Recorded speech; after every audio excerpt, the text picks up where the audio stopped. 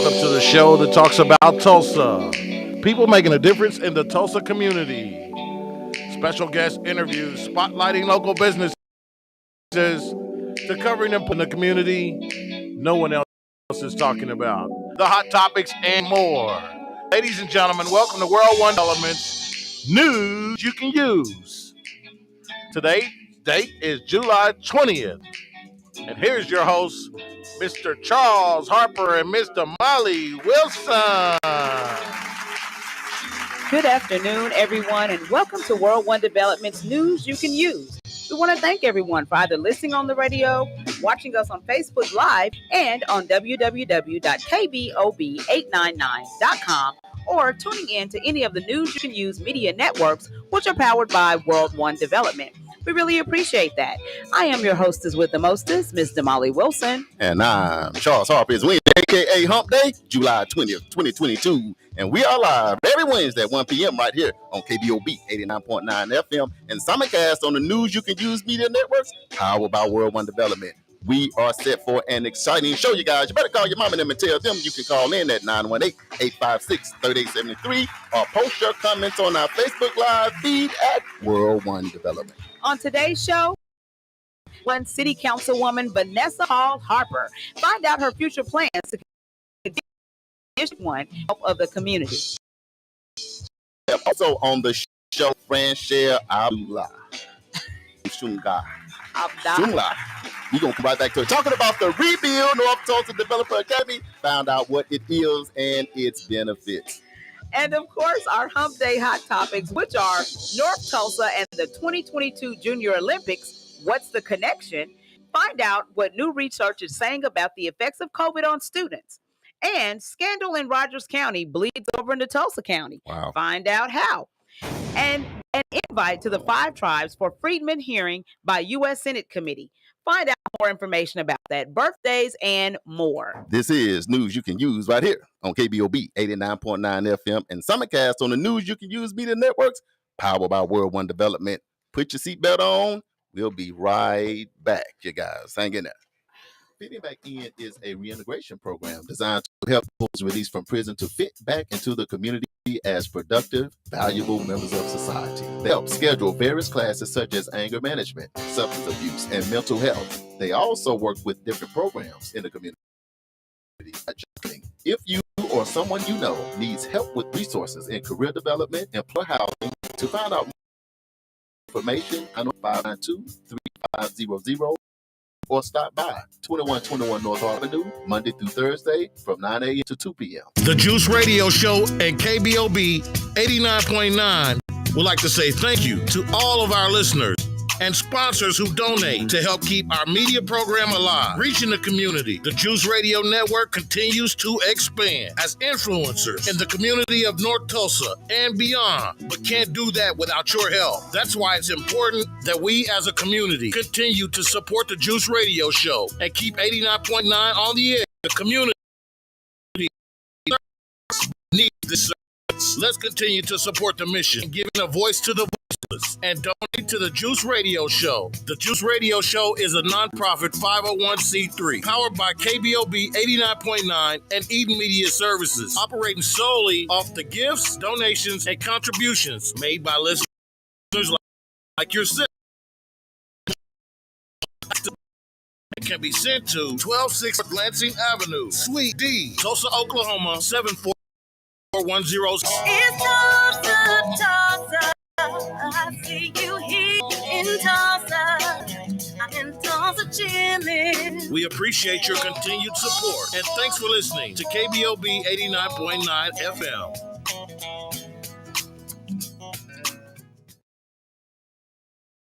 The 36th Street North Event Center is a full-scale event center where we share the experiences of the community. At the event center, you can rent space for weddings, birthday parties, receptions, concerts, Greek events, quinceañeras, and much more. We also do custom decor, linen, and centerpieces. We're located at 1105 East 30th Street North. To book your next special event, business gathering, or community event, call us at 918-200-9046. This is news you can use right here on KBOB 89.9 FM and simulcast on the News You Can Use Media Network, powered by World One Development. And we are back. So News You Can Use is all about shedding some light on the positive happenings in our community. There are many great businesses, programs, and events occurring in our neighborhood, and we felt the community needed to hear about those things, one, so we can support, and two, so we can be informed. I'm Charles Harper, Executive Director of World One Development. Includes fitting back in EduRec Youth and Family Fund Center, 36th Street North End Center, and Oklahoma Community Support Coalition. My job, because the world wants to know, is financial stability and infrastructure for all of our community development projects. And I am so excited and I am so elated to be one of the creators of this phenomenal show. I'm Damali Wilson, Executive Director of Operations for World One Development. And my job is creating, monitoring, and enforcing protocol for each of our community development projects. I am also in charge of social media for all of the World One Development entities. If you would like to advertise your business or organization on this show or any of our other individual platforms, you can inbox me your contact information on Facebook Messenger so we can talk. I am also happy and elated to be one of the creators of this show. Damali, Hey. how are thou doing today? Hot. Yeah, It's like- it's a yeah, continuation. Hasn't stopped. Yeah. Did it rain this morning?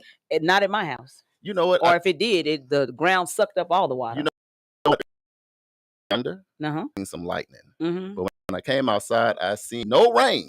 Nothing was wet. So somebody might have been. I'm like, are they shooting a movie somewhere downtown Right. Tulsa? Something I don't know about. And I looked at my phone and it said raining. Yeah. But you know, it's been so dry. Yeah. And it's been so has hot. been, It yeah. probably was raining. It didn't even make it to the ground. It's been doing that at nighttime. I think the rain never makes it to the ground. Right. Too hot. It's raining up there. Evaporates, yeah. Yeah, but I think Man. you see lightning and stuff. You Yeah. see all Especially that flashing. back northeast. Mhm. Yeah, people be texting like, look at them clouds. I'm like, man, them clouds are not producing Last- anything. Last couple of nights, there's been some pretty good lightning, and it looks like it's raining Yeah. Right, somewhere. absolutely. I hope y'all having fun out there. It is a warm day. So with It that is. being said, drink you some water, stay hydrated, find you a cool spot to go. Absolutely. Damali, you got a swimming pool? I do. Man, you one of the lucky ones. I That's know. like swimming pools are like next door to heaven right now. You know what? You are absolutely right. Nieces and nephews, they I think know they that's live the at your place house. to be. Place to go just dive in and cool Yeah. off and your body temperature down.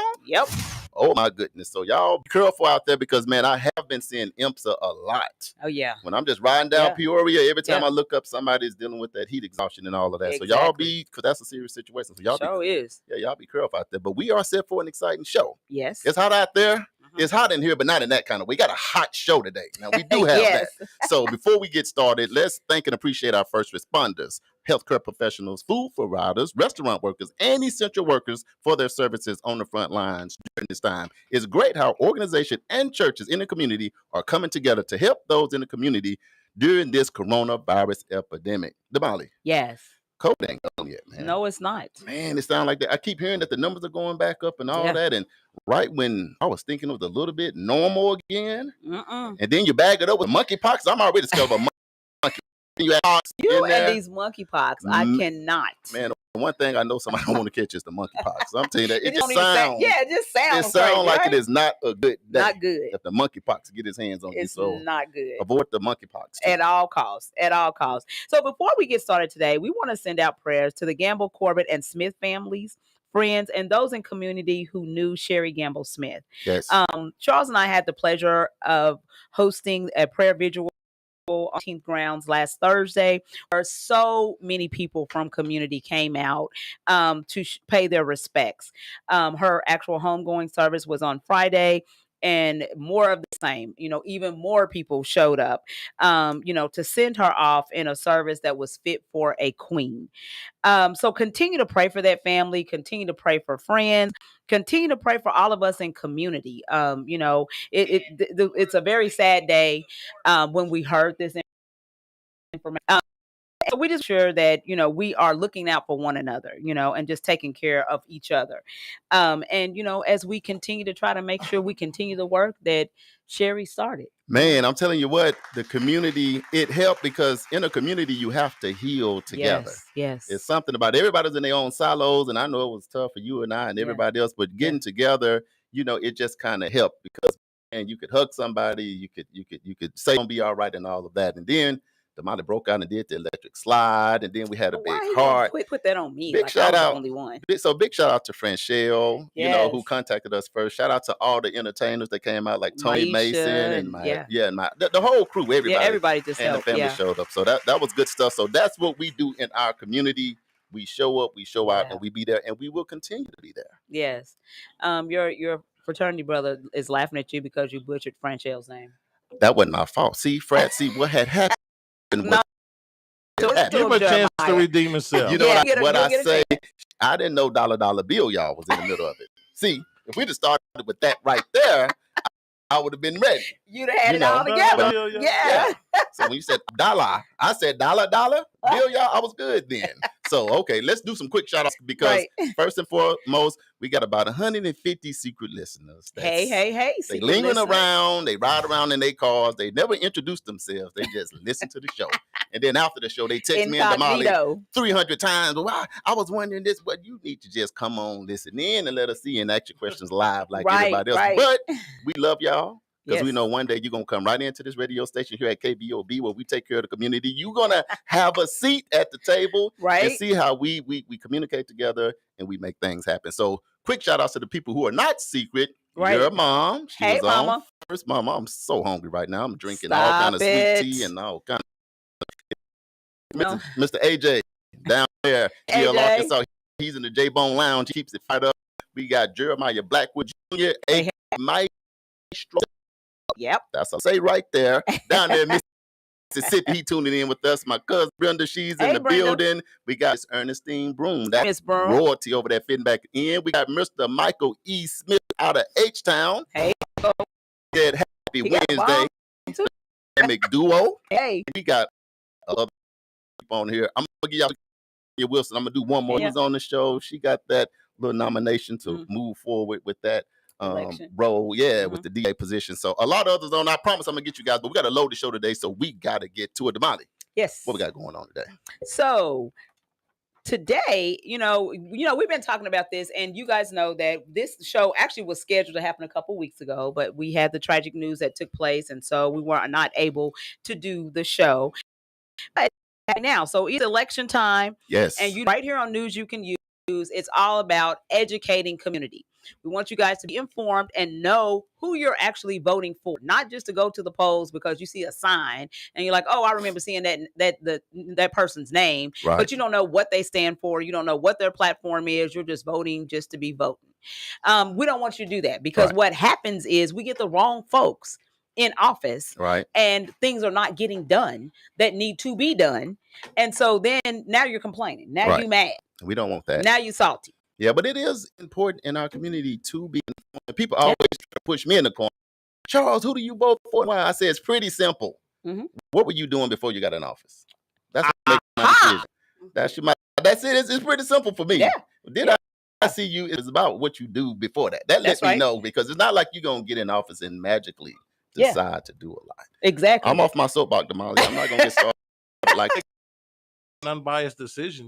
Yeah. It just lay it out on the table and I'll pick from the facts. Yeah, you compare. So today we have our very own District 1 City Councilwoman, Miss Vanessa Hall Harper, in the building. She's here, y'all. Yes, in person.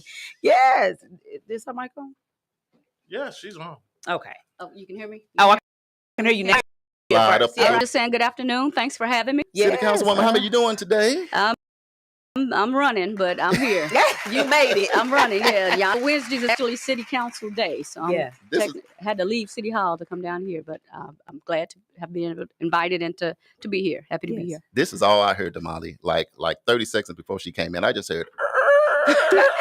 She drifted into the parking lot. Then I seen dust. I seen Bobby like, and then out of the smoke, she emerged out of the dust, and she's in here. She don't even look like she's been through. Okay, just to get here today. Yeah, I was coming down Lansing. You can believe that. I'm getting down through there. Right. I hope it ain't no cameras over there.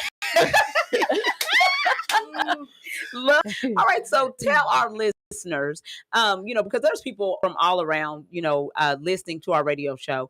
Let people know a little bit about you, who you are, where you from, where you went to school, all that good stuff. All that good stuff. Yes. Well, I'm born and raised straight in the hood. All right. Right here in Tulsa.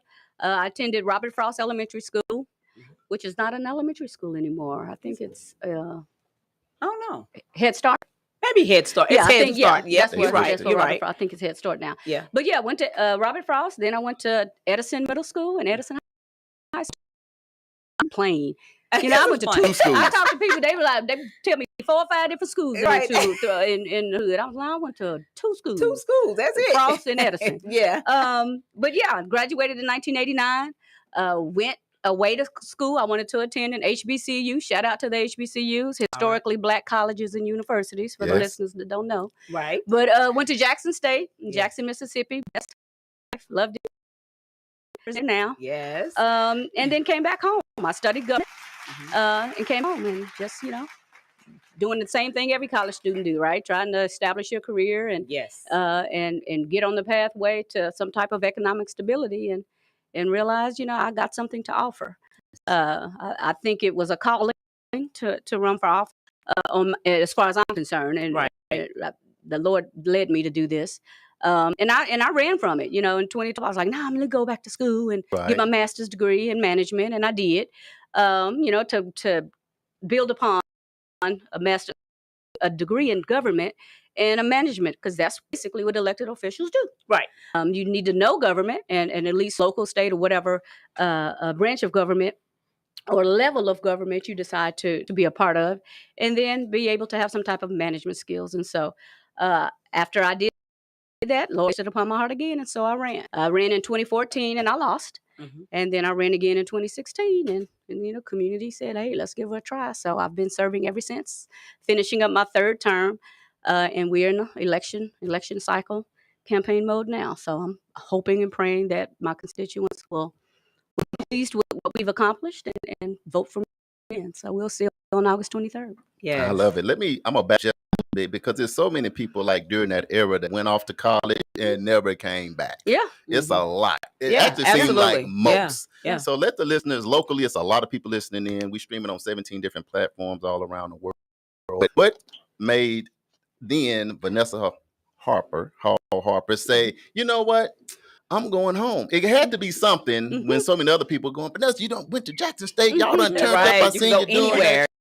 that. Whatever y'all you did, you're going back home, come with me to Dallas, go to LA, do that. Yeah. But some said, you know what? No. I'm going back to Tulsa. What was that?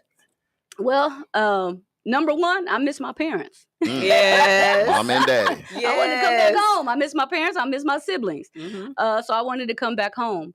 And then, this is home, right? With all its faults, this is still home. And I saw, I went to Jackson, but I came home. I came home for summer, came home, and I saw deterioration. I saw what I grew up in, and I saw that changing, and not for the good. And so I felt like I had something to offer to come back to my community. And here we are. But yeah, I miss my family home. Yes. Even with its faults. So And that's typically, I'll say that's not typical, because most people want to go after the money. They want to go to the bigger cities where, there are more opportunities, so it's honorable for you to even want to come back home and say, hey, I want to make a difference right here in my own community. And there are things that I see that need to be changed. Absolutely. How tough has it been for you to actually sit in this role and to be able to do the things that you have done? Well, it definitely has its challenges, especially when you take a position that you're going to speak truth to power. Yes. Right. Now, if you're going to go along to get along and just sit at the table and vote and smile and kumbaya, then that's an easy path. But if you're going to call out the systemic racism that exists in this country, in this state, and in this city, then you're going to develop some people that want you to sit down and shut up. And so we have had some successes and we're going to continue to fight for those. But there's good days, bad days. Yeah. But I'm just going to stand true to my community at the end of the day, and true to who I am. At the end of the day, I got to be able to look at myself in the mirror and say, you've done well, or at least you've done the best that you can. And I have a daughter that I'm trying to raise, and I'm trying to raise her to be an honorable woman. Yeah. And so again, because she'll ask me, well, why did you do that? And so I want to be able to tell her this is why. Yes. And give her the history, and so that as she moves forward, she's studying government too. I didn't tell her she had to. I was actually surprised when she was her degrees in political science. I was like, what? For real? Yeah. We never even talked about that. Yeah. And so I'm proud. Yes. Yeah, I'm proud. But you also know that people change. How many people in here change their degrees? Change. Yeah. I didn't. I had friends in college. I'm like, you done changed 3 times. Are you ever graduate? But I did not. I stuck with the degree that I originally claimed. And so we'll see. She'll be a junior next year. What? Yeah. Congratulations. Yeah, that's crazy, ain't it? That Crazy. fast. Like, feeling old. But she's doing well. Yes. We got some other people. We got 2 more Harpers that showed up. Bunch of Harpers show up. You got to watch out. Okay. So we got Marcus Harper. He said, I know her. He put a heart. My wife, T. Harper, she's in. Mr. AJ down there in Jacksonville, Arkansas said, yes, Miss Vanessa Hall Harper, we love you. All the way from Jacksonville, Arkansas, sending love. And the phone lines are open, so you definitely can call in at 918-856-3873. And let me ask the question. How important is it for us to vote? Oh, man. It is our voice. Yeah. It to register, to vote, right? It's a 2-part test. Yes. And so understanding the significance of your voice, I mean, it's key. And that's something that I and others are constantly informing people, especially our younger generation. My daughter, I actually have pictures where we went to the voting polls when she was 4 and 5 years old. I took her. I've been taking her to vote with me since she was that age. And as soon as she was able to color in a line or color in a square, I would pick her up and she would vote. So my daughter has voted multiple times. I was so proud when she was 18, registered to vote, and was able to vote on her own with her own ballot. But it's just common. I made that a tradition for us. And she'll see a sign, oh, when we going to vote, Mom? As a child. Right. And so it's natural to her. And I think that more, as much as we possibly can in our community, so that we raise the next generation of voters and people who are actively engaged in what they see and face every day in their communities. Voice. Yeah. And if we're not utilizing that, then we really can't complain. Yes. Because we have that one opportunity. Have plenty of more, because we can all serve in our own capacities. But that's the one thing that we absolutely must do. And I vote in everything. I don't care if it's a dog catcher, I'm a vote. But in my opinion, the local elections are the most important, because it's those elections that impact you every day as soon as you walk outside your door. Or as you're sitting in your home, water. And those are the things that impact you on a direct and everyday basis. And so vote in everything, but vote in your local elections. I'll just say this, Molly, and I'm not going to get off topic, but you have so many friends, man, voting don't make no sense and all. I'm like, okay, but boy, when that insurrection happened down there, that's what it looked like when you come vote and you shift something. Right. And a lot of time that shift is us. Right. So I call a lot of people, and to me it seemed like people are getting a lot more engaged now, because you can see, oh man, they almost tried to take over the whole country, doing all kind of crazy stuff. That happened because of people getting out and the results of those votes. So we should never, it should be dispelled that we do not need to get out to vote. We know that. Every time. Yes. That's clear. Yes. Every single time. Go ahead, Jay. A couple questions from the listeners, and one is from me. The first question is, Greenwood is now part of the District 1. Has it always been like that, or is that something new that just happened? No, Greenwood has always been part of District 1. That's always the case. It's just the boundary, and so the boundary. And so back in the day, Greenwood went, and I can't, because this was before I was probably even old enough to vote, but this was it. I'm not sure how far it went, but we know Greenwood to be the railroad tracks. Right. That's that dividing line, if you will. When they say on the other side of the tracks. When people use that cliche, that's true for Tulsa. Right. I mean, that was literally the Wow. demarcation in this community from statehood that separated the Black community from the white community. Correct. And so every 10 years, we have the U.S. Census. Based on the U.S. Census, we shift the boundaries. In Tulsa, for example, we have a little over 400,000 people in the city limits of Tulsa. And so with 9 districts, we try to make sure there's between 45 to 47,000 each district. Based on the census, we will shift those boundaries based on population shifts, where people have moved. Sure. And so before this last census, my district ended at the Idol. Mm-hmm. Okay. Right. The highway that destroyed our community.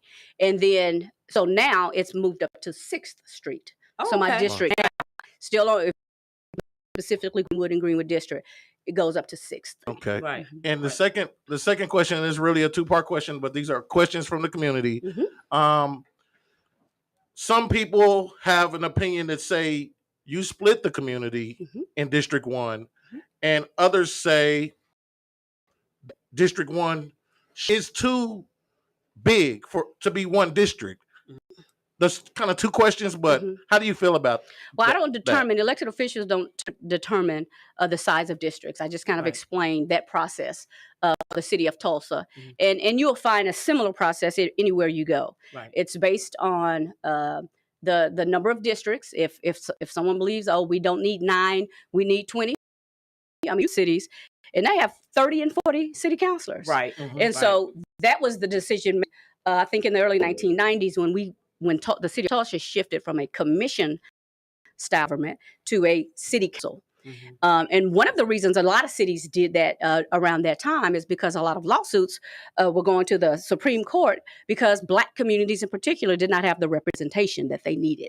And so Tulsa got a little ahead of it because there were NAACP and other organizations were suing because there was a lack of representation.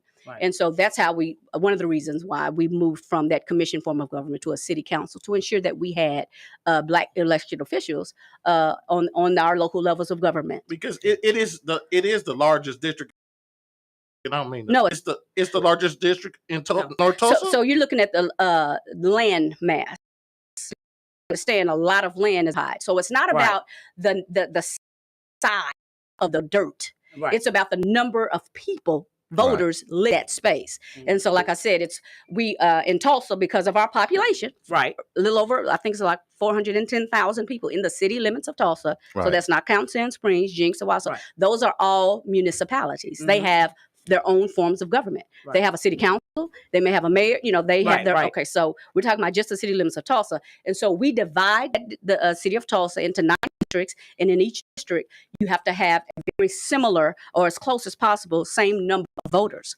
Because if you don't, you'll have malapportionment. So if we had more people here, it would take for me to win an election.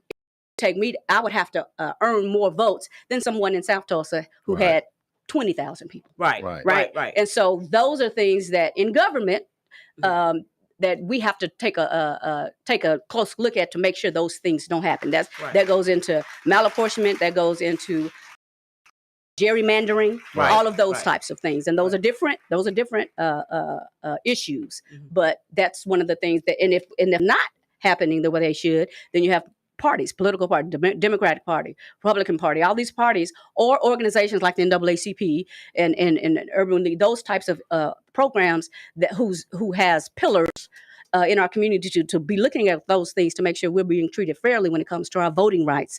They will file lawsuits to ensure that we are doing what we need to do as a city. Man, that is awesome. She knows all right, we still gonna keep digging. Y'all, this probably be the part where you get your pen and pad out, but I want to make sure our listeners that tune in here with us as well. Miss Barbara Benson said, hello, everyone. Mr. AJ Johnson down in Arkansas said, I have had all of my family members to vote, and I have taken my grandbabies with me to vote. They are 4 and 5 years old. That's awesome, AJ. And he also said, that's why I spent a lot of time trying to convince so many of our people to do this, which we know is important. But we're going to jump into some of the deeper stuff. City Councilwoman, we always ask people this. What is your platform? My platform has not changed. It's not 2014, the first time but it is to build a healthy community. And so when I prayed about and was considering running, I started in my community institute. Right. So I built my platform based on what the community told me. Right. And one of the number one issues that I heard constantly was about food insecurity, that we had to go outside of our own community to buy food, to buy groceries. Right. And that so many people were forced to shop in dollar stores. Mm-hmm. Right. So that's one of my platforms. Public safety, right? Yes. So you got food insecurity, you got public safety. Also working with our parks, making sure we have adequate and safe parks, quality parks with amenities, and those types of things for our community. And so economic development, big time. Man. You know, that's another issue. We got to go way out on the other side of town to shop, not only for food, but even for clothing, shoes, the basic needs that we need in our community. And so economic development is, and so you're talking about economic development, why would a business want to come and set up a community? Right. Sure. Right. That's the question. Mm-hmm. From a purely capitalistic form, those are the questions that need to be answered. And so what do people look for in a good quality neighborhood? And most people, especially if you have children, they want to look at the school system. Right. Yep. Right. Right. Mm-hmm. And so that's, although the city of Tulsa as a city councilman, we don't have direct impact or say over the school board. That's another elected office. Right. School board is another elected office. That's why, again, you got to vote on everything. Not just city, county, not county commissioner, not school. You got to vote on dog catcher, as I said. Right. Anything that there's an election where you have a chance to select someone, sure, or even identify an issue or allow an ordinance, a charter amendment, those types. You need to do your research. And if you call somebody, I get people calling me all the time. Who do I vote for? Right. But I need but at least, and I not only tell them who I'm voting for, or why I'm voting, why I'm voting in a particular question, but why. I try to say, well, let me tell you why. So I don't want to know about it. No, I'm gonna tell you why, so that if it ever comes up, you will be able to say, this is why I voted this way. What's that rationale? And so I forgot what I was saying. I got on to vote. I know, but anyway. when you tell them something, though, you give them an unbiased opinion, right? Yeah. Well, no, I won't say it's unbiased. It's my opinion because you called me and you asked me. Yeah, so that's right. So I'm going to tell you what I think, but I do tell them why. Yes. I want you to know why I have this position. Yeah. And you may agree and you may not. And that's why education is so important, and having these platforms and having these opportunities to even just to share the information. Absolutely. So my plan is to get a healthy community. Yes. And to make sure the issues and concerns that this community have, that there's an elected official that's going to fight for those issues. Yes. And not, again, just go along to get along, or let others outside of our community who oftentimes don't look like us, who don't live here, make those decisions for us. And we have to be empowered in order to do that. First through knowledge, through information. Right. But then also, what are we doing on the boots on the ground to tangibly change the landscape of our community? See, I like boots. Keep your mind on them boots. Community meaning we got to take a quick break. Let's talk about y'all. Look in your closet and get all your boots out. We come back and we got a few more questions. Like I say, we got another special guest. This is news you can use right here on KBOB 89.9 FM and simulcast on the News You Can Use Media Network. We'll be right back with our councilwoman and our other special guest. She's in the building, y'all.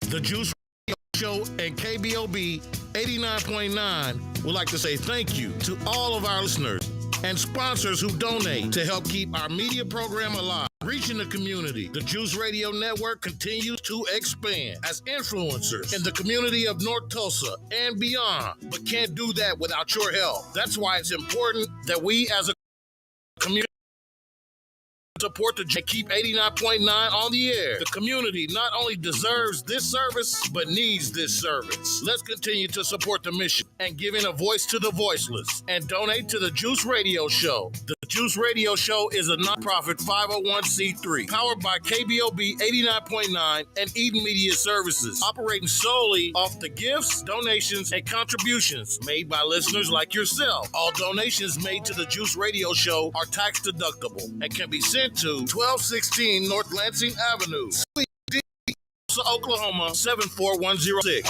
It's Tulsa, Tulsa. I see you here in Tulsa. I'm in Tulsa chilling. We appreciate your continued support and thanks for listening to KBOB 89.9 FM. The 36th Street North Event Center is a full-scale event center where we share the experiences of the community. At the event center, you can rent space for weddings, birthday parties, receptions, concerts, Greek events, quinceañeras, and much more. We also do custom decor, linen, and centerpieces. We're located at 1125 East 36th Street North. To book your next special event, business gathering, or community event, call us at 918-200-9046. Hey. This is news you can use right here on KBOB and the Summercast on the News You Can Use Media Network, powered by World One Development, and we are back. So if you are just tuning in, we are here with our District 1 City Councilwoman, Vanessa Hall Harper, and she is sharing with us her platform and what she has, her vision for the city of Tulsa, or actually North Tulsa in particular, her district.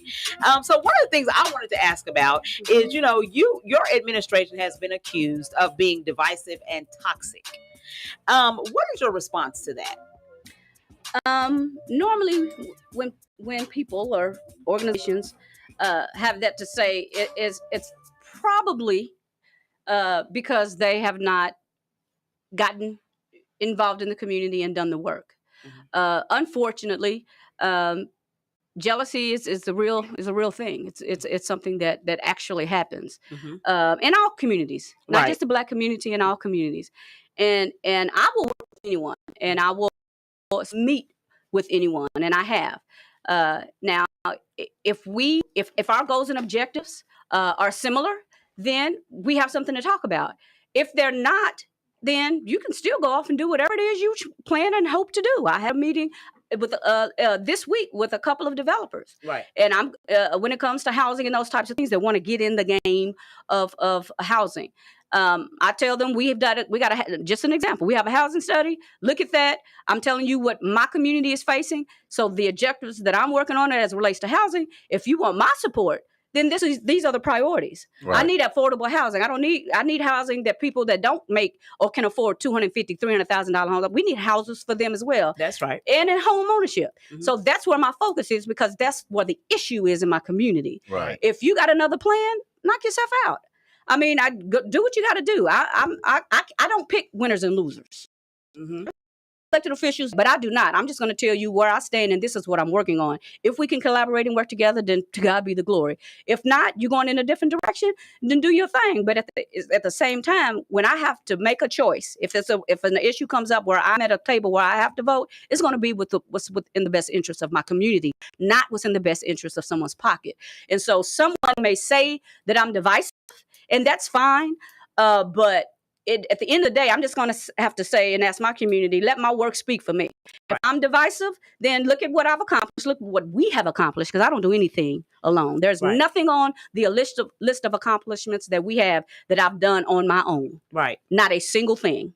Because you can't do that as an elected official. Right. Absolutely. And so I just say, to each his own. Everyone has their opinions. If they say I'm divisive and I don't work with people, then all I can do is get a list of people that I do work with, and that can contradict that. But I can't control, and I can't control what people say. I don't work speak for me. Yeah, let me say my approach. See, I had a whole different kind of approach to the city councilwoman, because I had heard that she could cook.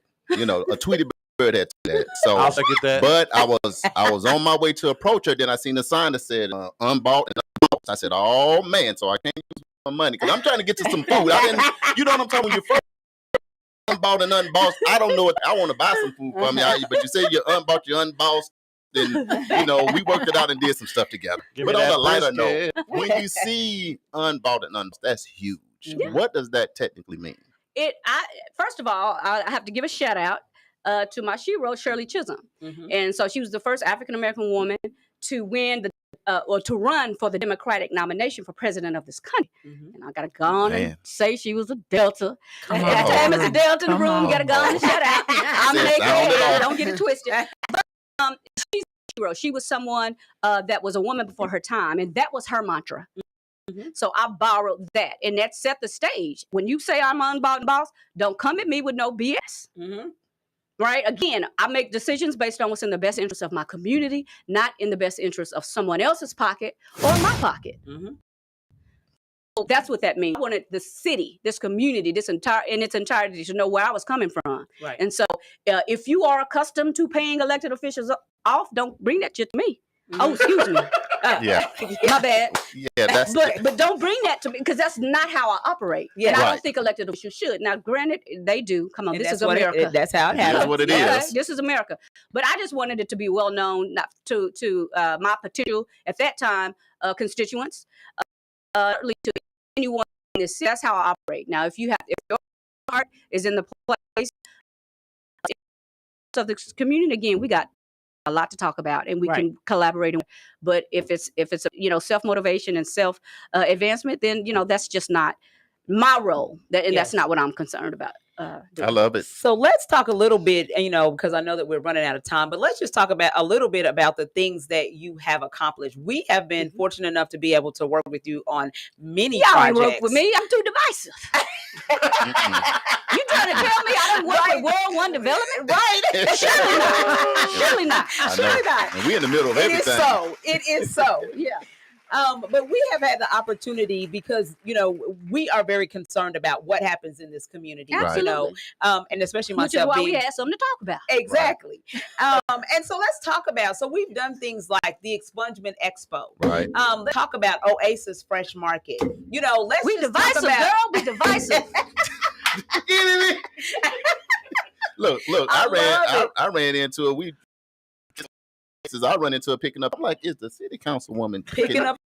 Give me that bag Hey, would you pick Yes. up trash in your house? You Pick do up what you trash gotta in do. your community. in your That's right. community. It's setting a standard that no matter where you go, that's it. And if it's me, Yeah. because that is. Because Yeah. here's the ticket. If you go into somebody's house and they picking up their trash, when you drop something, you You pick it gonna up. pick it up. Pick So it if up. you come to my community, I'm showing you. Even Yeah, me. Like you clean, Yeah. you I'm clean not up above reproach. over So here. Yeah.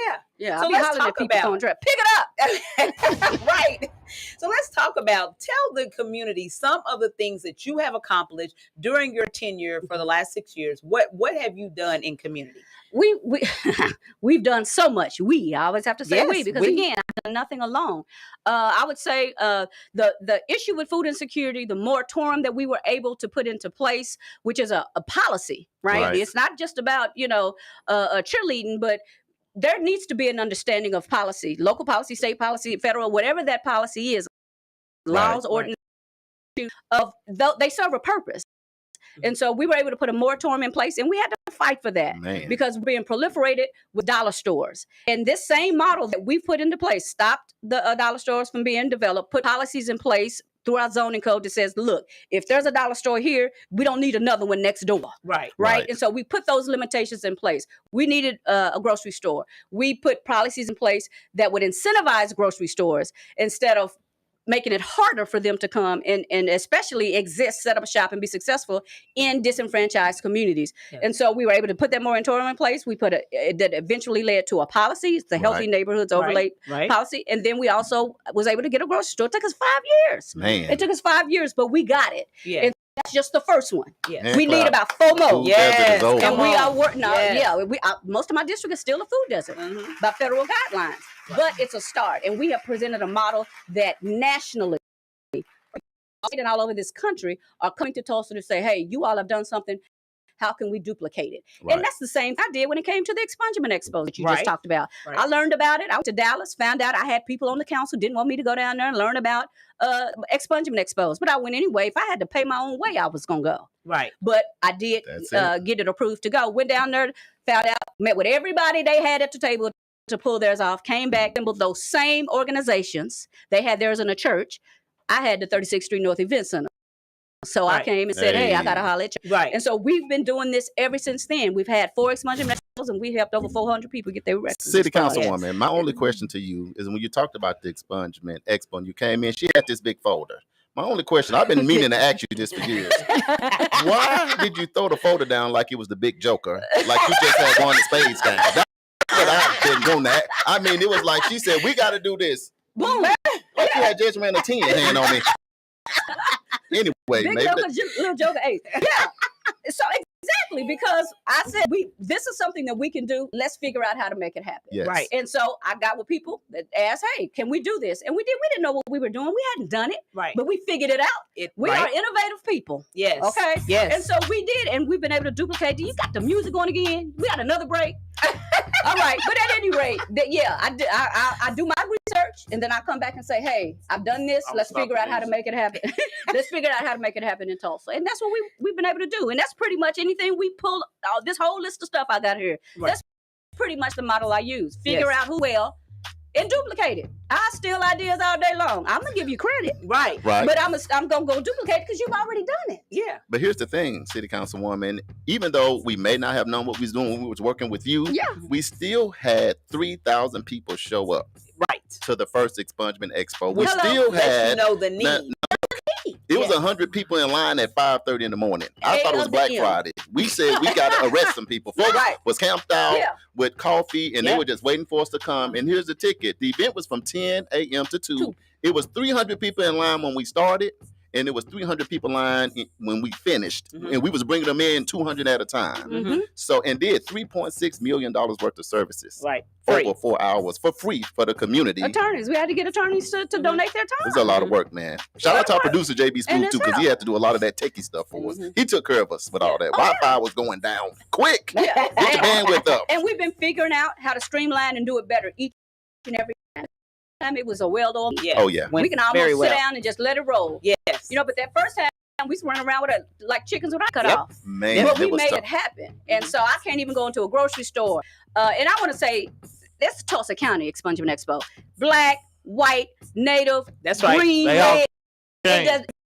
came. Everybody And so people assume, it's just for the Black people. No, it's for anyone that has a record that record qualifies to be expunged. Right. And you can come. I had a 6'5" tall white man just fall in my arms crying, thanking me. You remember that? Yeah, I saw that. Man? She stepped back like, hold on. Then she was like, okay. But he life was changing, happy man. Because he said Yes. he had, and I didn't ask him because I don't ask people about their personal business. But he said, this has been on my record. I have not been able to do what I love to do, which was teach. Right. He said, and now I will be able to start teaching again. Yeah. And so he said, you literally have given me back my ability to feed my family. Yeah. And I said, well, that's why we're doing it. That's why we're here. Exactly. And he left crying. Yes. I said, all right. City God bless you. Councilwoman, you are amazing. We're going to take a real quick break because we have Franchelle Abdallah in the building. Okay, we got it. And man, I got chill bumps just thinking about having these two because history is in the building, y'all. We're going to take a quick back in. This is news you can use right here on KBOB 89.9 FM and Simulcast on the news you can use media network. We'll be back with Miss Franchelle, y'all. Hang on. Fitting Back In is a reintegration program designed to help those released from prison back into the community as productive, valuable members of society.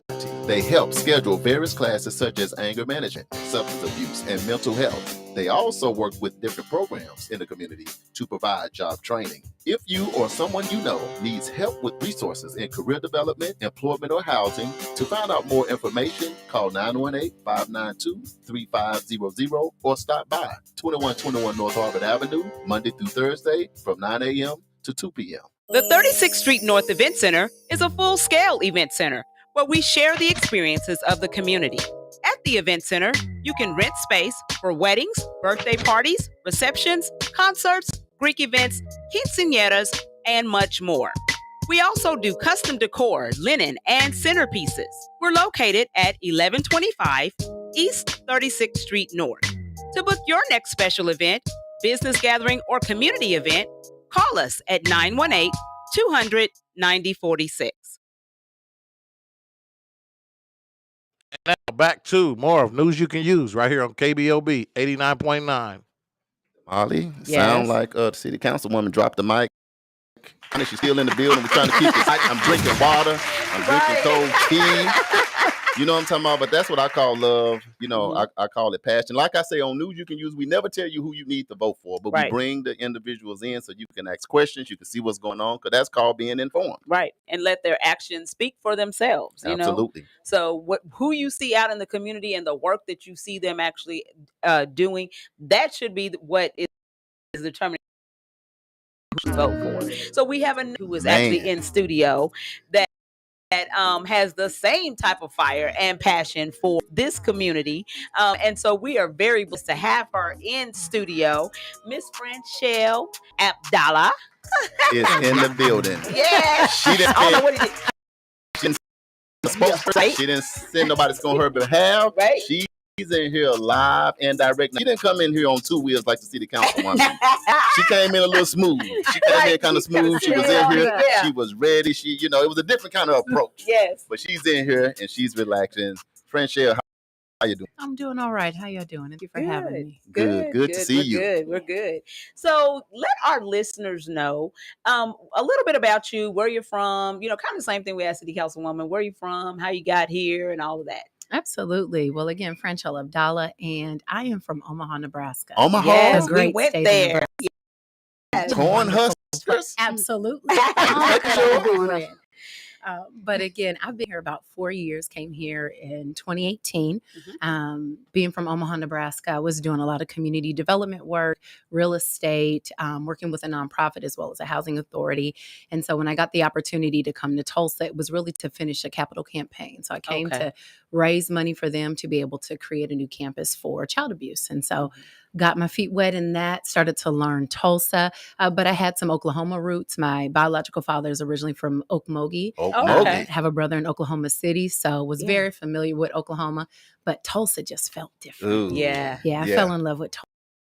So I've been doing that. And then when I got the opportunity to get back in community and start really thinking about what is meaningful for me and what I'm passionate about and what we wanted to make our kind of individual family investment, we got back into real estate development in North Tulsa, particularly because communities of color are near and dear to my heart. And so I wanted to make sure that if there was going to be anything we did to make Tulsa our home, it was to dig in, roll up our sleeves, and start serving. So that's what brought me here, and that's what I'm doing now.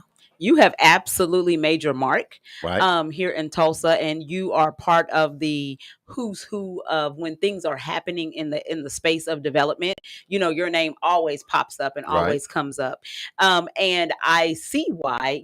Having been to Omaha and talking to your classmates and stuff, everybody's like, "Oh, we're not surprised." We just knew she was going to be doing something big like this, in Tulsa. So tell us a little about, you have a program. So first of all, before out, because you have actually made history here in our city. You are actually a recipient of the RFP for the redevelopment of Evans Fentu. So congratulations on that. Yes. Yes. And I love that because you are, just like Councilwoman, it's inclusive of community. So I love that as well. But that is huge, for our community that you actually won that project. And, we're looking forward to seeing, what's going to develop from that. I'm so excited. I cannot wait until you turn the first rock, not even a scoop of dirt, just a rock. I'm going to be so excited. But you have a program that is out. So tell listeners a little bit about your program.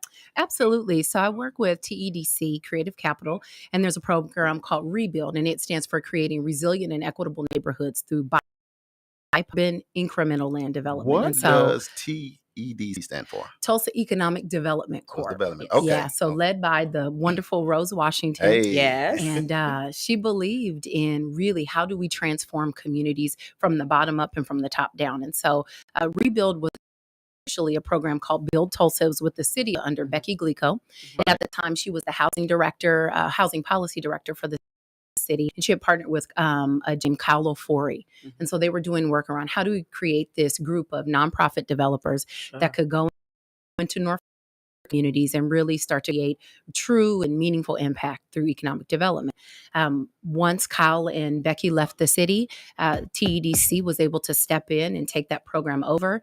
And we were able to really look at it and revamp it. Not that nonprofit development is to go. I think huge place for CDCs, Chodos, and nonprofit developers in the city.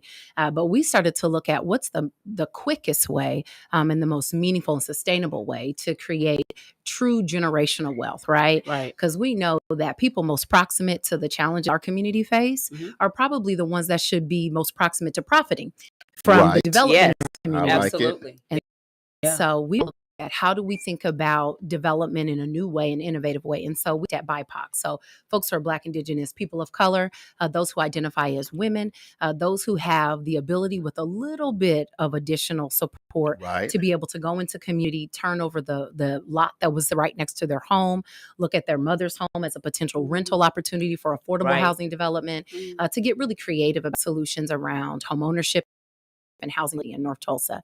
And so that program Rebuild, we've been able to launch one cohort. We did that in January of this year.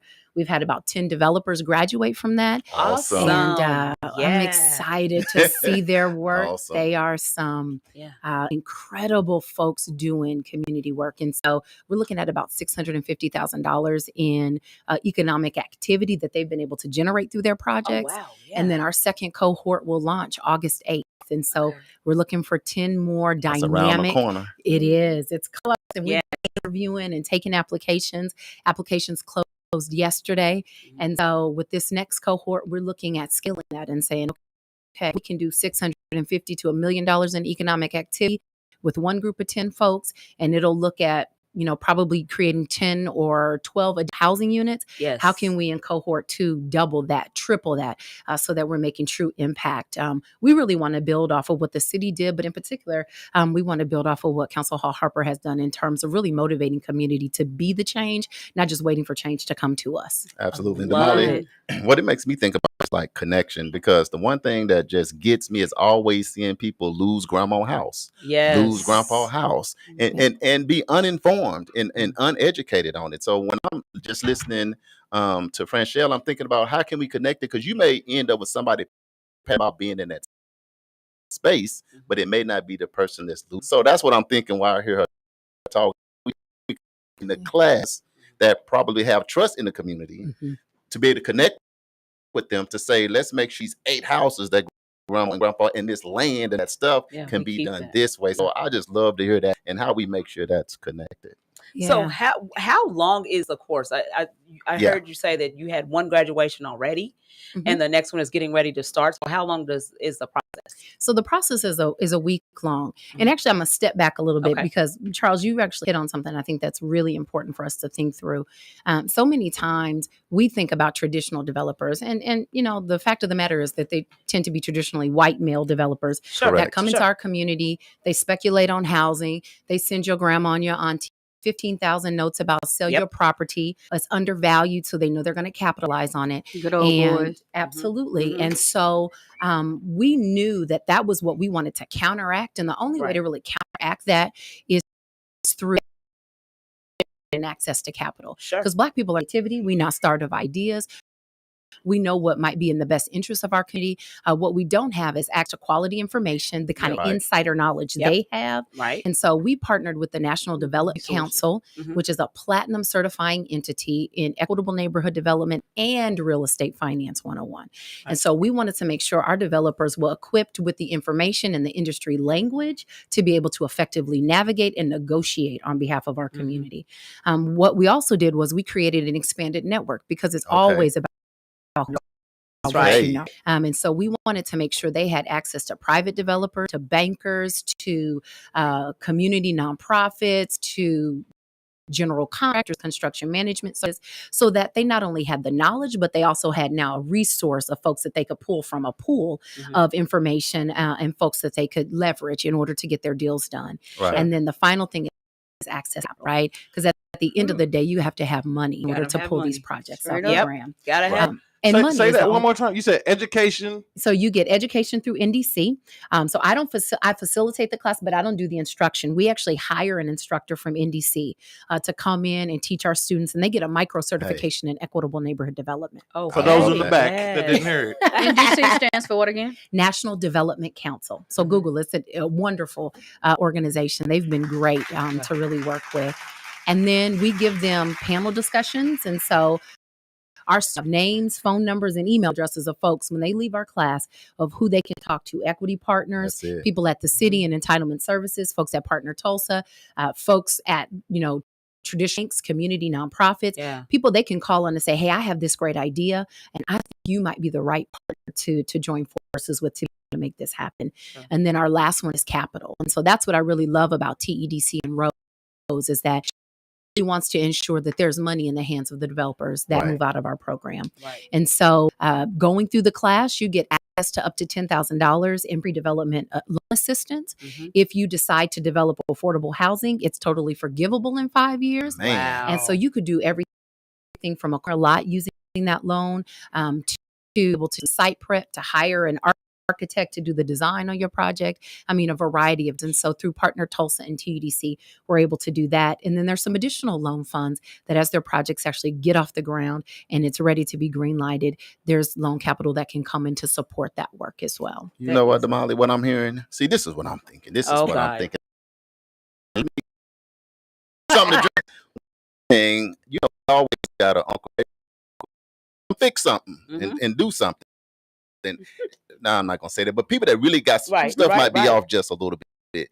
What I'm hearing is this puts some paperwork behind that. Absolutely. To me, it legitimizes what you're doing. That's what I'm really hearing. We got a lot of people with a lot of skills, gifts, and talents that are better than the people that come out. Yes. But they don't have that paperwork, that certification, that Yeah. legitimacy. So that's what I'm hearing. So some of y'all that got that Uncle Keith out there, and some of them that's been working on your house for 30 years, Right. call him. Yeah. I think me or you or JB, one of us got to go through this Y'all class. gotta go through the class. Yeah. One of I'm us got to telling get in you. the game. Now, Worldwide development. listen, I think I miss HGTV anyway. No. So come on now. Give her a hat. Come on now. Give her a tube belt, one of them belts with tubes on it, and cut her loose, y'all. I want to add also, it's opportunity, Yeah. Yes. right? So you can have all that information, you can have all that access, but if you don't have the opportunity, Yes. and that is what historically in this city, in this country, been dedicated to white middle-aged male men. We don't have the opportunities oftentimes. Even if we have access to capital, if we don't have that opportunity, or if that opportunity is dictated by a power structure that says, oh, no,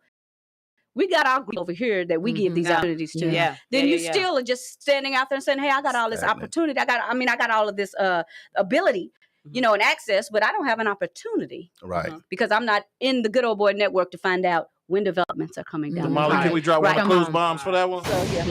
So, Shout so plans are being made when we're not at that table. That's and when we find out about them, it's well after all the decisions and all of the opportunities have been already dove down. Yeah. We got the boy over here. We got my church member over here. We got my nephew, my Everybody want a son's piece. coach over here. Everybody. And so everything is already divvied out Accounted before for. we get an opportunity. Yeah. Yes. And you come in And the so door. we have to control our own opportunity. That's I think, can we ask the big question? First of all, shout out to Rebuild. Thank you. That is an amazing program, and it's really educational and teach minorities, not just others, but minorities how to get it done. Yes. But I think the question a lot of people have been wanting to ask you is, when do you guys kick off the big project? It's like, let's go back to that. Right. Well, actually, it's a perfect segue, because Rebuild, if I start with my own origin story, it came from my own experience, right? That's how, when it came from Build Tulsa, from the city to TEDC, we kind of remixed it a bit, because I had one for Academy, and it gave me the anything to say that valuable, Right. it's right on target. Your spirit is in alignment with what's coming down the pipeline. And so just launch. And so that's how we got to Rebuild, in terms of what are the tips? What are the things that you could teach us that we're not going to find in a book? Talk alongside a traditional developer for years before we ever got that information. We make sure that's baked into the class. My mom used to teach, used to say, you don't make somebody ask for something you already know they need. You give to them anyway. Yeah. And so we made what you get as being a participant. And so Rebuild is this pathway. It's a pipeline to development opportunity. Watch out now. So if we think about what's coming down with Greenbrook Apaches, now we have 10, possibly 20 developers that the city can no longer ignore. It can't say there isn't capacity in our community. They will have to look at the program that they developed initially and say, well, we produced 20 folks that could go. Are they not getting the opportunity? Because we gotta vetted have them. election.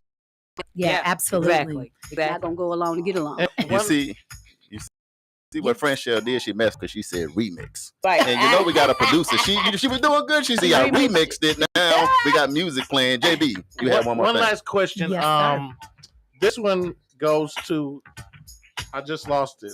Well, you think about it. We'll We'll bring it back. to you. Yeah. We'll bring it All right. I because you're going to hang around. Yes. Another special I got guest. it. It goes on and on. But City Councilwoman, before you get out here, how can people support you? How can people follow you, volunteer, all of that fun stuff? Vote for Vanessa D1. You can send me an email. You can get on my page, reach out to us. Christy Williams is my campaign manager, so most people know how to get in touch. And hey, write a check. I don't take political committee money. I don't take that PAC money. So I get the 5 minutes everyday people. Right. It's my campaign, and hopefully we'll knock it out the box on August 23rd, and we'll get right back into the work. Any debates coming up? Any other There thing coming are. up? I don't have the dates and times, but I don't set debates. Just the other people be doing that stuff. I just show up. Right. Do What you do. do what I do. But yes, there will be, and be on the lookout for that. I know there are a couple of debates being And I have planned right now. in upcoming events. I have In a couple upcoming of events, we got your debate, so we'll put that on let me World know One when Development, they- and we'll let the councilwoman. I'll But call until then, she on it, Work it out. So But yeah, and keep here. what's the voting date again? August 23rd. August 20th. You can absentee ballots if you want to vote from home. That kind of thing right now, and they'll get it in the mail. All right, we're Mail going to take a quick break. City Councilwoman, thank you so much for coming hanging out with us right here on Absolutely. KBOB 89.9 Thanks for having FM. me. Friendship, don't you me. move Love y'all. because you called for the remix.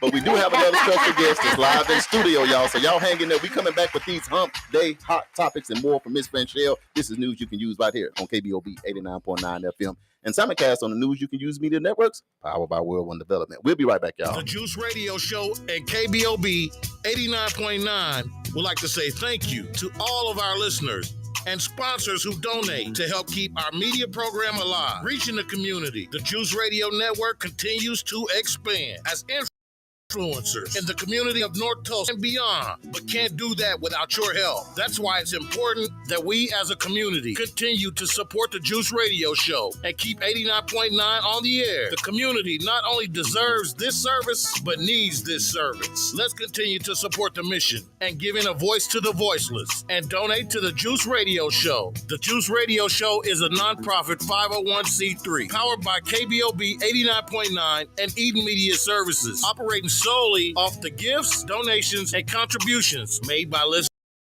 like yourself. All donations made to this radio show are tax deductible and can be sent to 16 North Lansing Avenue, Suite D, Tulsa, Oklahoma 74106. It's Tulsa, Tulsa.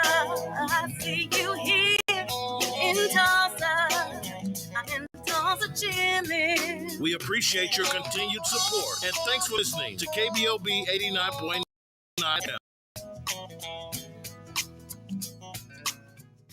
Fitting Back In is a reintegration program designed to help those released from prison to fit back into the community as productive, valuable members of society. They help schedule various classes such as anger management, substance abuse, and mental health. They also work with different programs in the community to provide job training. If you or someone you know needs help with resources in career development, employment, or housing, to find out more information, call 918-592-3500 or stop by 2121 North Harvard Avenue, Monday through Thursday from 9 a.m. to 2 p.m.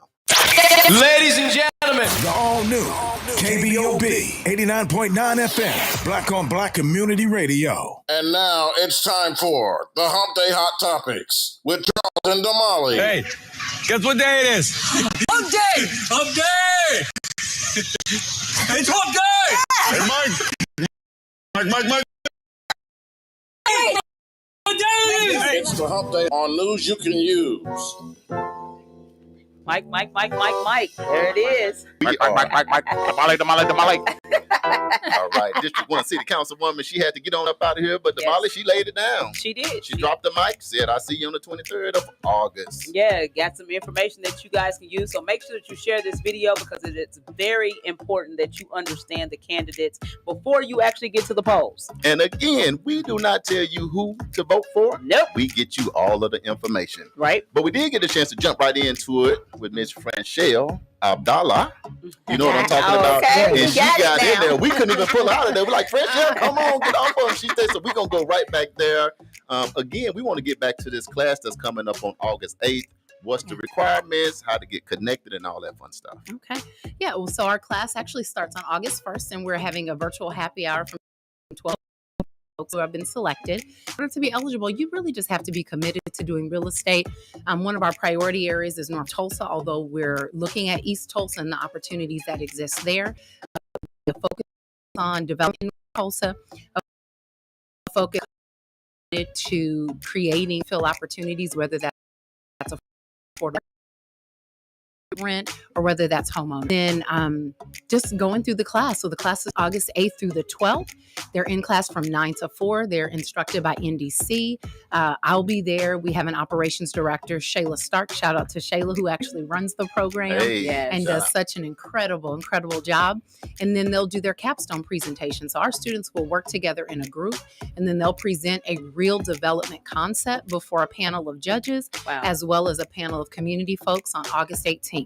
Wow. Oh my goodness. Yeah. That's pretty involved. They move quick. Intense. You know what? I'm gonna tell you what I love. I love say North Tulsa only because typically you don't hear that. Right. You don't hear this kind of conversation in North Tulsa together. You know.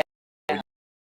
It's in through me because we're saying that in North, a lot of people out there like, I got my shot. Right. Everybody deserves an opportunity. So on August 8th through 12th, you're going to have your opportunity. Yeah. Francelle said she's going to be there. Her people going to be there. Exactly. You're going to get to showcase what you're doing. So when will the next class, because I understand that you've already picked the people that are going to be in this class. When will the next class, and when can people who are listening that maybe have an interest or maybe are, want to do this, when will they be available to do that? Oh, great question, Damali. So we're in the process of selecting the next cohort, but we have 2 cohorts per year. The next one will be on January 2023. Okay. And so be thinking about that. But if you want information in the interim, folks can reach out to us at rebuildtulsa@tedc.net. They can also just contact us directly, can text me or myself or Shayla, and we can get information to them. Okay.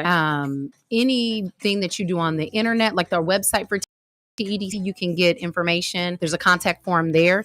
It'll also put you on our marketing list. And so that allows us to reach out to you when we have deep dive sessions and just start to get involved. But yeah, the next cohort will be in January of 2023. Wow. Damali, I have no idea how we got Francelle out of Omaha. I know, right? I had a pastor text me this morning. He said, I'm praying at the altar that Charles, you're going to bring a Pastor White. He texted me and was like, man, Pastor White was like, oh yeah, she's the real deal. Hold on for sure. And now you can see why. Francelle, you got a lot going on.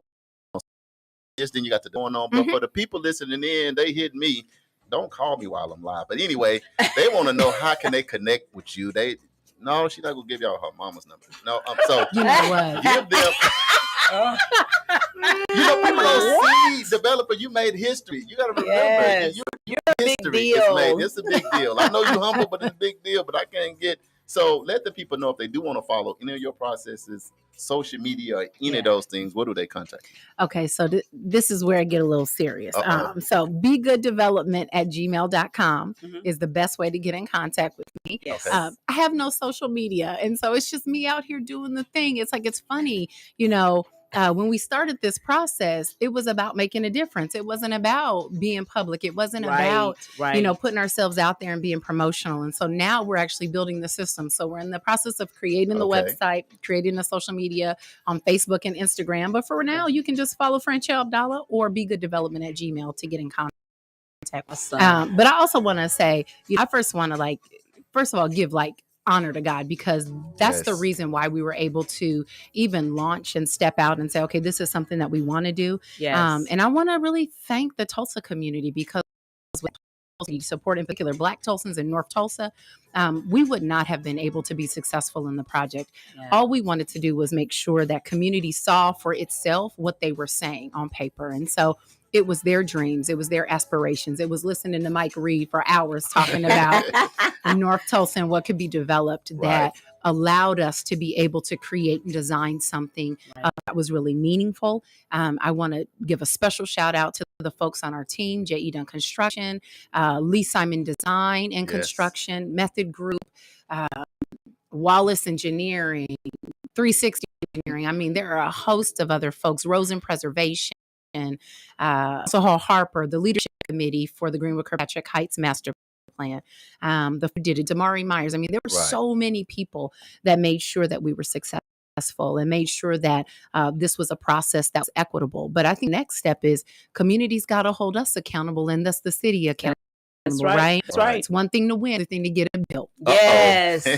But you're going to make sure that happens. We're going to make sure it Yeah, happens. And so yeah. we want community to walk alongside us Yeah. and start saying, hey, when is dirt turning? When is the building going to be done? How are we doing the historic? How are we going to be engaged in terms of what types of, tenants and vendors are going to be Sure. at the site? I just This want to be is- there to get one gold. You want the gold shovel. Man, they don't give them up, man. No, they Me and the guard mother, it those. was 12. Yeah. I had put one in my trunk. They had a key to my trunk. Oh, Got it out. They take extreme measures. This is to true. make Like the sure president it's Right. coming to get. But you got a couple gold shovels. I'll say this, and I was just overly impressed because I had you around, Yeah. but we had never really had like a big conversation. Yeah. But you just keep seeing people and seeing people. But during that process of that local engagement and you getting up and presenting for your team and all of that, and I saw one was kind of divided and all of that. But boy, you stood in that space, and every time you had to get up, you kept putting it down, and you won it over from facts, from genuineness, from your heart. You was talking articulate, very sharp. So a hug. I'm like, can I hug her? Well, not sure everybody's presenting, but Right. you give critic what critic is due. Right. And I'm like, this is my sister. Space, a hug every now and then is good. Right. Yes. But I just want to say We kudos because I watched that and that made me like, man, I knew, but I know now. Right. So congratulations. I remember that when I asked her. Yeah. The question was, what was that pinnacle moment from the first time you presented? I think we were at 36th Street North on the first occasion. Yeah. To going back to the drawing board and coming back with what you came back with on that project on Evans Fin Tube. What happened? What was the process like? The thought? I mean, when you guys had to go back to the drawing board, because there were several different people in that to be chosen, and you guys end up being chosen. What was that like? I would say there were probably 3 things that happened during that time from our first presentation until the last presentation, 6-7 months later. Yeah. Right. And I would say the first one was the opportunity, and I have to give it to Mary Gamble Smith because she called me and she said, hey, I want you to talk with William Tisdale and Greg Shaw because iron sharpens iron. Right. And so she was like, go back to them and figure out how we can collectively talk. And so I was able to go and talk with William and Greg and really figure out what is in the best interest of community, because a community group is going to win. Yeah. And so getting their insight, getting their input, getting their vision, incorporated into the DNA of what we presented was pivotal. I would say the second thing was having a local group that knew what they were doing. Sure. So many times we talk about there's not capacity in North Tulsa for a number of things, right? We don't develop, we don't design, we don't own, we don't have engineers. And that wasn't the truth. We lucked upon Lee Simon Design. I met Kayla Lee through Thomas. Yes. And really, we were talking about and totally not even related to the project. And they were looking for a space. And he was like, meet this architect. And so we had a method group with Josh Kunkel and Beth Kunkel on the project. And it was incredible what they were producing. But bringing on Lee Simon Design elevated that to another level. And she's a Tulsan by birth. Yes. She had international experience. And so when she sat in the audience and listened to what community was saying, she was able to take their words and translate them into the vision. And so creating this design that was really robust, and it was forward the past. It creates spaces for us to think about how do we honor not just the race massacre survivors and descendants, but how do we honor the future legacy of folks in Tulsa? Right. And so we're able to do that, creating space and operate their small businesses, birth entrepreneurs again, think about creative ways to create revenue for community into the future. So she was pivotal in that. And then I think the third thing was, it was a prayer with my mama who passed in like 8 years ago. Yes. Man. Yes. I thought about all of the things that I was raised in, right? Like every seed has good soil that it can produce good fruit in. And so I was raised by my grandparents who, my grandfather didn't go past 8th grade and my grandmother didn't go past 6th grade. And they were some of the sharpest folks I'd ever met in my life. They came out of Texas and they settled in Omaha, Nebraska. Them and their 7 children at the time, it was just their and they bought a home, a Rexall drugstore in which is like North Tulsa. It's a strictly Black community. Yeah. Brought a drugstore. My grandfather created a mechanic shop on the back of the drugstore. It's still there, although it's gone on. They bought a home on 2.5 acres of land. They bought land all through. And I thought about that being brought up in that soil with aunts and uncles and a mother who, my mother didn't even go to college, although she would have been an architect if she had the language for that. And I thought about all that goodness that they had sowed into us and all that goodness that came out of that environment. And then I thought about being the kid who would open up the door in the summers and get the letters that came to my grandparents, like, sell your house. My mom was getting those right stuck now. with me. Yeah. And it's like, I saw Black people, in particular my grandparents, who kids, gone on to higher education or like full-time employment.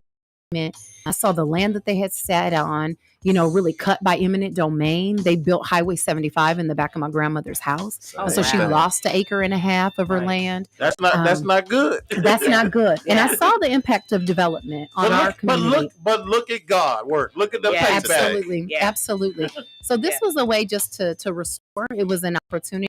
It was an honor to do what I knew my grandparents did, which was advocate for land ownership. What my parents did, advocate for land ownership.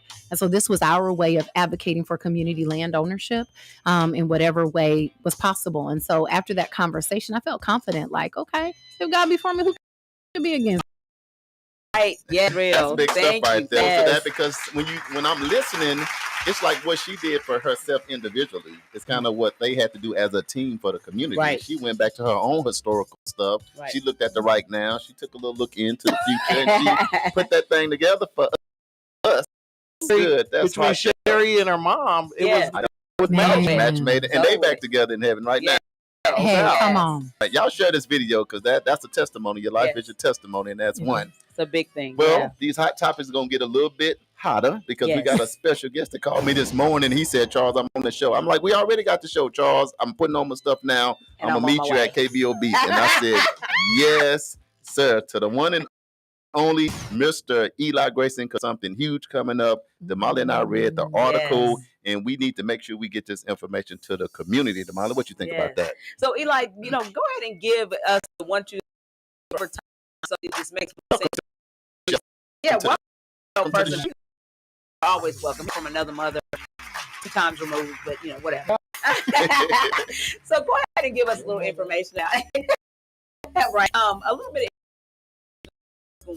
of civilized tribes and what's happening with the freedmen. Breaking news. This is breaking news. Live from NYCU.FM. Yeah, it is breaking news.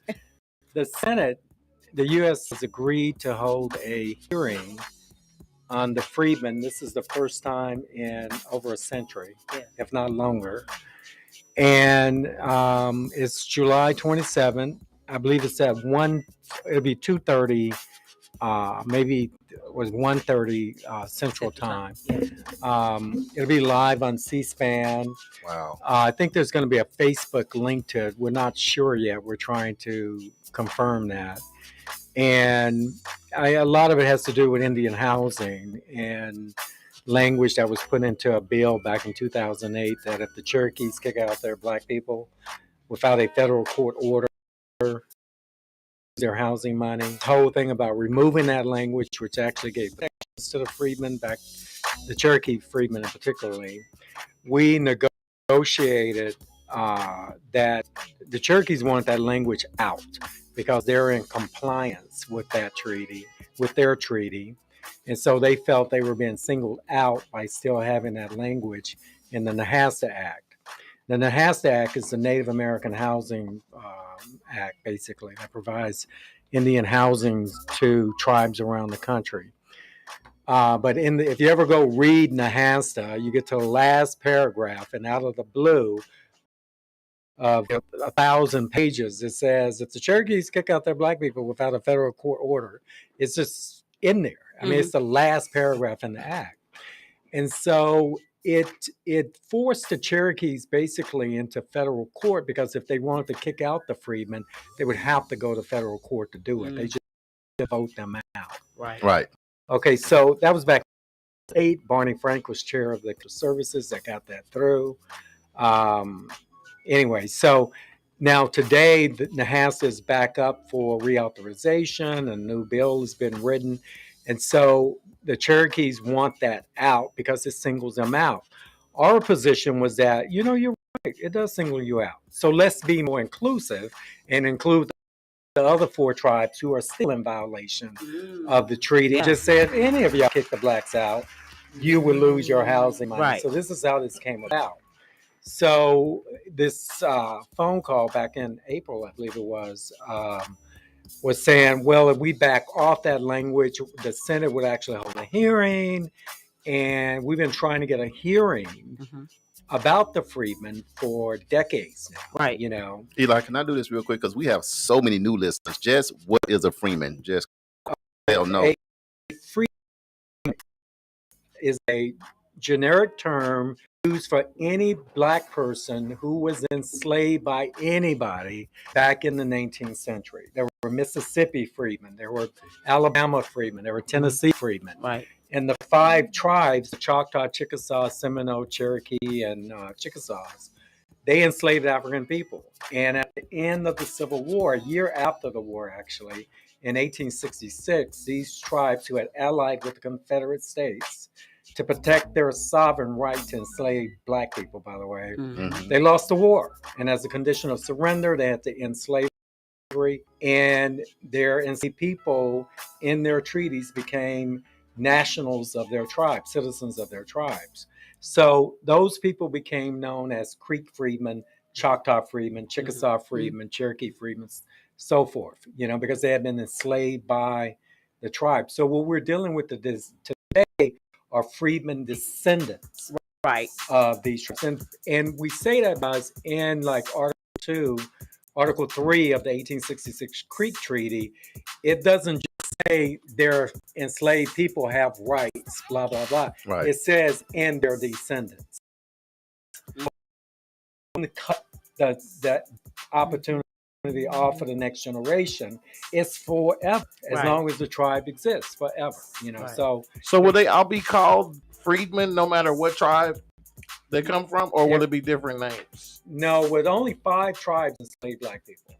So it'd be the Creek freedmen, Cherokee freedmen, Choctaw freedmen, Seminole freedmen, and Chickasaw freedmen. So this is huge. This is a big deal. It's a big deal. It's a big deal. The problem we have is that when we negotiated this back in April, and I've been very short about it because of time, the idea was that, okay, we're back up. We won't, bug Black Lives Matter and other organizations that was willing to get involved with this at the time. Right. And if the Senate is willing to hold this hearing, which is what we've been wanting forever, then okay, we'll zip it for a minute. And so we've been waiting patiently. There's been a lot going on in Congress with the January 6th hearing and all the treasonous crap the white folks got caught in. So now it's back up. And so a month ago, I learned that the Senate was going to be doing this, but there was no announcement. This is somebody from Cherokee Nation kind of told me that. I called Marilyn Van. Have you heard about this? No one's heard about it. So I just zipped it for a minute. And so I was in D.C. last week. I just got back from D.C. I was there 2 weeks. And while I was there, we got a phone call that the Senate wanted to have a conversation with us about the hearing. Right. And so it was very interesting because the tribes already knew about this. They tell the freedmen last Wednesday, that on January 27, which would be 2 weeks away, we're holding a hearing. Now, I don't know if you ever bought a ticket, a plane flight at the last minute, booked the hotel at the last minute. Yeah. And then the freedmen people aren't the wealthiest people in Oklahoma. Sure. So you got $1,000 flight now. You got They want to do everything they can to make sure nobody's going to make it. Exactly. Right. Yeah. So I was furious, and I had choice words because this is not what we agreed to. We agreed. Oh, and then adding to the fact, this is what really bugged me, is that when I said, and Marilyn said, well, who's on the panel? Well, Marilyn Van will represent the freedmen. Okay, he's the president of the descendants organization. But then there would be a representatives from each of the 5 tribes, along with the Bureau of Indian Affairs, along with the House Financial Service Committee.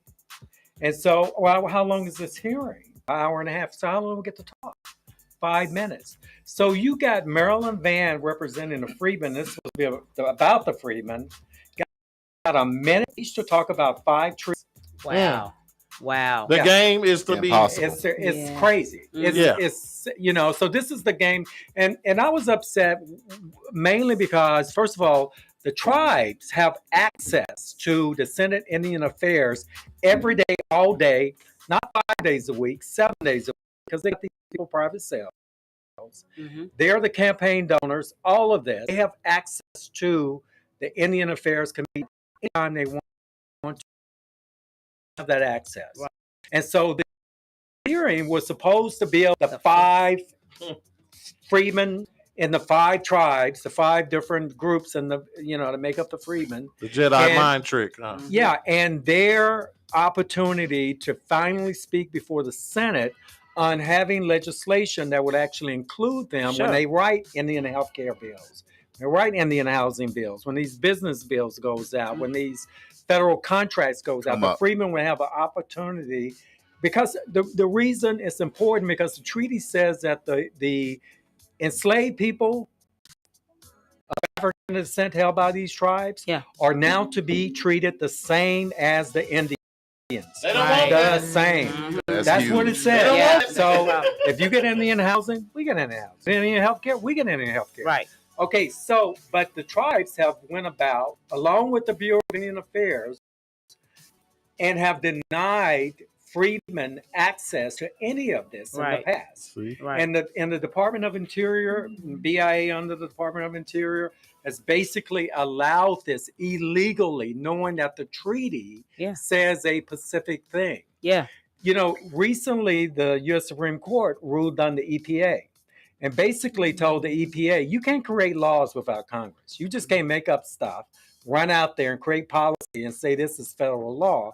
And Congress never gave you this authority to do it. Okay. This is the same thing. The federal government, the Congress, has never told any department under the president that you have a right to allow the Indians to keep their feet on the necks of their former slave descendants. Wow. No. Yeah. Didn't say that. I can say it another way. Yes. But I ain't say it that way. Where can people speak out about this? Where can they go? Where can they? At this point, letters, emails to the Senate Indian Affairs Committee about this testimony on about this hearing on January 27. Anything you got January to say, or July? July. Sorry. Anything you have to say will be placed in record, even if you're not there. If you're submitting it by Monday, 4:00 p.m., to the Senate Indian Affairs Committee, you can go online and get their address and just kind of put in the top of your email, I'm a Creek Freedman, I'm a Cherokee Freedman, I'm a friend of the Freedmen, whatever, that you need to say something. This isn't right. You give the tribes all this time to speak about why they want to kick the blacks out, and then you give one freedman 5 minutes to speak about five different tribes and 5 different treaties. Yeah. It's not right. It's no way to justify it. And then they basically told, to be mad about it. I'm like, well, it's hard to be mad when your foot is on my neck. I'm sorry. I look up. What Indian nationality tribe are you from? I'm Creek. Are you 100% Creek? Yeah. No. Well, politically, tribes are political statuses. There's no such thing as a half Creek or whatever. Either you are a Creek or you're not. I was thinking we might be brothers, man. I don't know. We might be. I just got this weird feeling, man. We might be some kin to each other. Yeah. So we kind of look like we could pass for brothers too. So I'm hoping, because this really is huge in Oklahoma, and because the freedmen population is a huge percentage of the population of Black people state, this actually affects you. And though we only think about, they're not enrolling us, right? We don't think about what enrollment actually for a person. Right. Because they If tried you- them roll numbers from you. Yeah. They've been keeping them from us a long time. Right. Well, the citizenship comes with a lot of entitlements. Right. If I was a private business owner, I'm able to get Native American loans at practically no interest. Mhm. I'm able to get myself involved with the building stuff that you're talking about, on and on and on. Indian healthcare, Indian housing. There's all type of federal services, grants for colleges, school programs.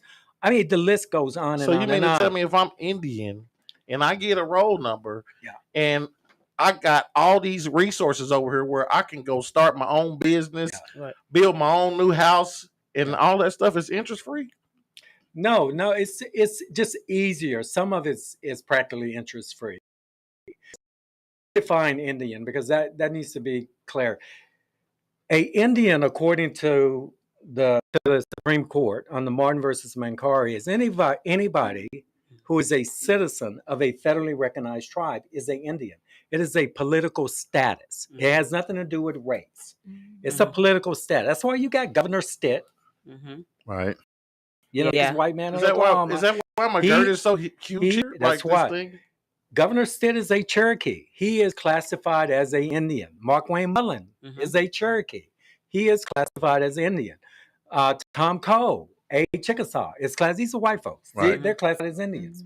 It's a political status. Right. So with this political status of being a Indian in these tribes, there's a lot of stuff that people get or they're part of or have an opportunity to be a part of if they want to take it there. You know, if you look at the if you only knew how a lot of these small towns around Oklahoma, particularly East Oklahoma, or you wonder, God, how can this little town survive? Right. Well, it's because Cherokee Nation is investing in their people. Mhm. It's because Choctaw Nation is investing in their people, yep. so forth. And so federal monies are pumping through these tribes and they're going to these small towns because their tribal members Right. are living in these towns and have businesses in these towns, on and on. These people are white folks in Oklahoma. Now, that's a hot topic. Yeah. Yeah. So, I mean, anyway. We want to bring it in because we will talk more about it next week. So again, you need to write letters by Monday at 4:00. They need to be submitted to the Senate, to the Senate of Indian Affairs Committee. Senate Indian Affairs Committee. You Okay. can find it. You can Google it. Right. Pull it up. We're going to post it on Let me World get One the Development email News. You can while y'all use. looking Yeah, for that. we'll post it. We'll post it. Y'all just look And for so it. the hearing is actually take place on July 27th. Yeah, but they need the Monday. statements and being introduced into record Okay. by usually 2 days before the hearing. Gotcha. Our problem is that they only gave us a 2-week notice when most hearings are months and months in advance. Sure. You know, so Freedmen people have to really come up and scrub their nickels together. I just got back from DC. I'm going back on Monday, and my Okay. plane ticket was $1,500. Oh wow. So Man. here's the deal, you know. Also, you know, if you want to help out and you can go, reach out to Maryland Van, and if you could help out, because we got to get, you know, boots on the ground there, because we have an opportunity to knock on members' doors, senator Right. doors, as well as the House side Right. doors, and show them your face, because they still don't know who a Freedman is. They look at you and go, oh, okay, got it. You Hey, know? Charles, it doesn't show an email here, but it does show an address, 838 Hart. That's HAR Tenant Office Building, Washington, D.C., 20510 as the address. That's 838 Hart in the Senate Office Building. And there's a telephone number, 202-224-2251. And then there's a fax number, 202 That's what you need. 228 2589. That majority fax is 202-228-2589. And if you need this information, it's at indian.senate.gov. That's the Senate Committee on Indian Affairs JB, website. how do you spell that Hart? HART. HART. 838 Hart. If you want to express mail something, the zip code is 20510. And if you want to fax something in, 202-228-2589. And if you need this information, it's on the indian.senate.gov And we can post that on website. our Facebook We'll page. post it after. Yeah, we'll post that. with the Hi. Thank you so much. Thank you, man. Yeah. It means everything, and we're gonna make sure our part is done. Yes. All right, bro. We ain't here's money. So what we gotta do now is switch. We got one more hot topic we got to hit on, and we're gonna get into these upcoming events. Yes. All right. So over in Rusk County, I don't know if you guys have heard about this. Last week we were kind of, involved in our own tragedy here. However, there have been 2 Rogers County DAs that have been suspended. Right. Or the DA has suspended 2 prosecutors. Let me fix that. And they've been disqualified from a case. Right. These guys were actually the guys who are over here in Tulsa prosecuting Lieutenant Marcus Harper and Officer Anais Hartson for some improprieties that they're saying. However, corruption is going on over in Rogers County. Watch out now, Damali. I know. That's a hot topic now. I know. I'm looking Surprise. at you, but you're not acting surprised. Yeah, I'm Just really act like it. Look, a lot of people don't know our degree of criminal justice. right. So when people get to doing that, we looking real close. You know how it go. People all on your porch sweeping Yeah. around, and you get to their porch and look at all this trash. Yeah, all this trash, all these leaves, all over, all stuff up around your blowing porch. everywhere. Yeah. You just left it. So you telling me they dirty? So apparently, the Rogers County District Attorney, Matt Ballard, has suspended 2 prosecutors from his office during an investigation into whether the employees broke state law. Ballard wrote a letter to the Oklahoma Attorney General, John O'Connor, asking to be disqualified from the case since it involves his employees. He said that 2 prosecutors are accused of using a security room at the courthouse to watch jurors during deliberations of a recent murder trial. Oh, man. He called for an internal investigation of 2 of his employees, Isaac Shields, which we said in the courtroom, and watch Isaac get up there and do all of this song and dance at Lieutenant Harper's hearing. Yeah. And Coach Gibbs. And I mean, they came in there a gang, I right? was there. I looked. I'm like, are they gonna stop coming in? The good old boys. Yeah, they came through. And so these prosecutors, it says that Ballard learned that these prosecutors had used a security camera on July 1st to watch a jury.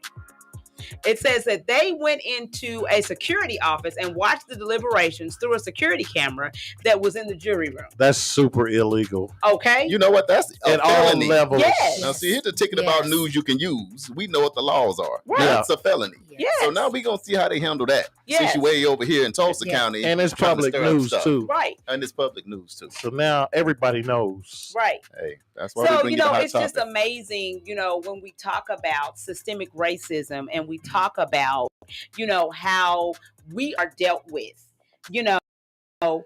Tulsa County didn't want it to this case, right? Federal. And so now we have, we're way over in some other county, over here all up in our business, right? And then they find out you got dirt in your own backyard.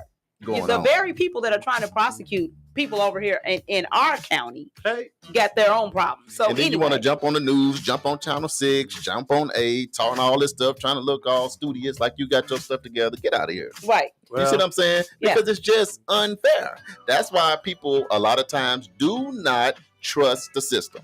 Corruption. That's why. Don't trust. So we're gonna stay real close to this. Yeah. To see how this shake out. Very interested. I know we got some other. I know some people should be walking free from that. Okay. Hey. And then I want to tell you guys about this. I'm going to skip our other hot topic, but there's one that I really think is really important. So we have 2 Tulsa twins who are going to be competing in the 2022 Junior Olympics. I love it. They are 10-year-old identical twins, girls Aubrielle and Aubriana. They both go to Sankofa Middle School. They're going to be in 5th grade this coming year, and they're going to be going to the 2022 USA National Junior Olympic Track and Field Championship, which is going to be held in Sacramento, California, July 25th through 31st. They're going to be competing in the 11 to 12-year-old division in the 100 meters and 200-meter dash and the long jump. Congratulations, ladies. We are praying for you that you bring home or you're able to go ahead and compete and win medals in the Junior Olympics. I'm so excited. Like they were my grandbabies. Home the gold, girl. Yes. Bring home the gold. Excited. You know what I'm going to do? Excited, yes. Back in the day, I used to could run. So when they get back, you ain't going to try to run against. I got one spike probably left shoe. Oh but I'm gonna grab my shoes, y'all, because I'm proud of y'all. But I wanna race an Olympian. I can't deal with the older ones. But I'm gonna race these 10th graders, so y'all get them ready. You know what?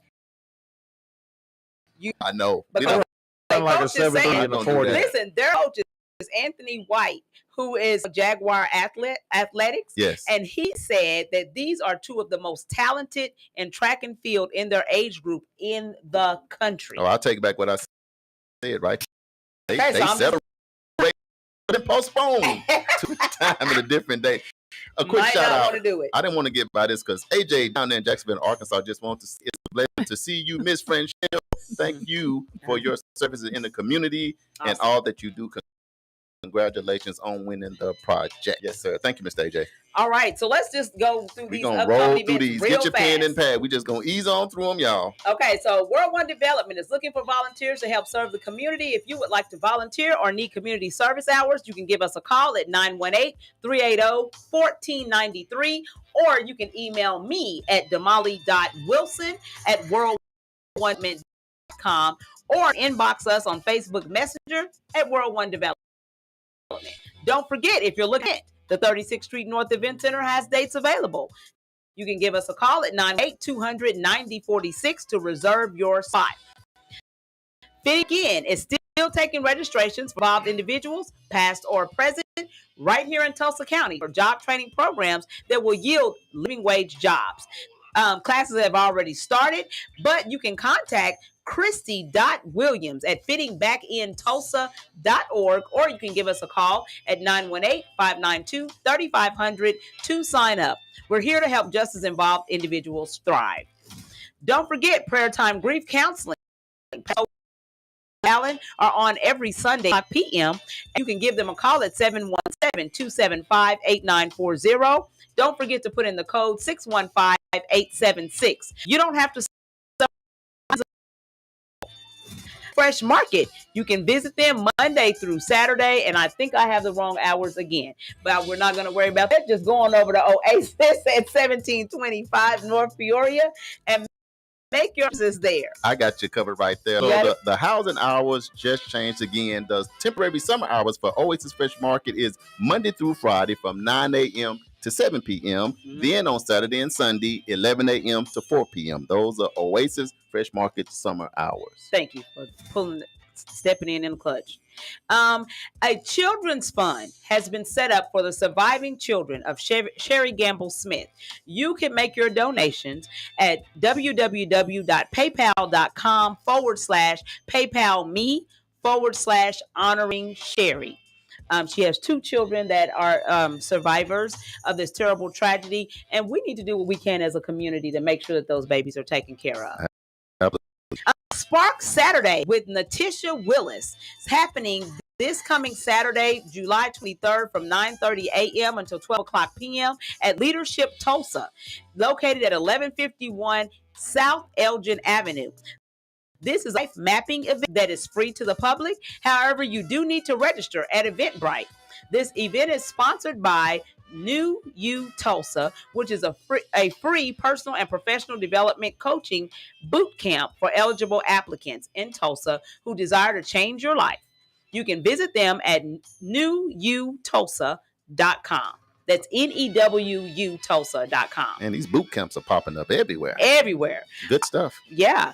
The 2022 HBCU barbecue. Yeah, just stop at barbecue. It's going to be happening Saturday, this Saturday, July 23rd. It's this Saturday, July 23rd from 5 o'clock p.m. until 11 o'clock p.m. at B.S. Roberts, which is located at 913 North Greenwood Avenue.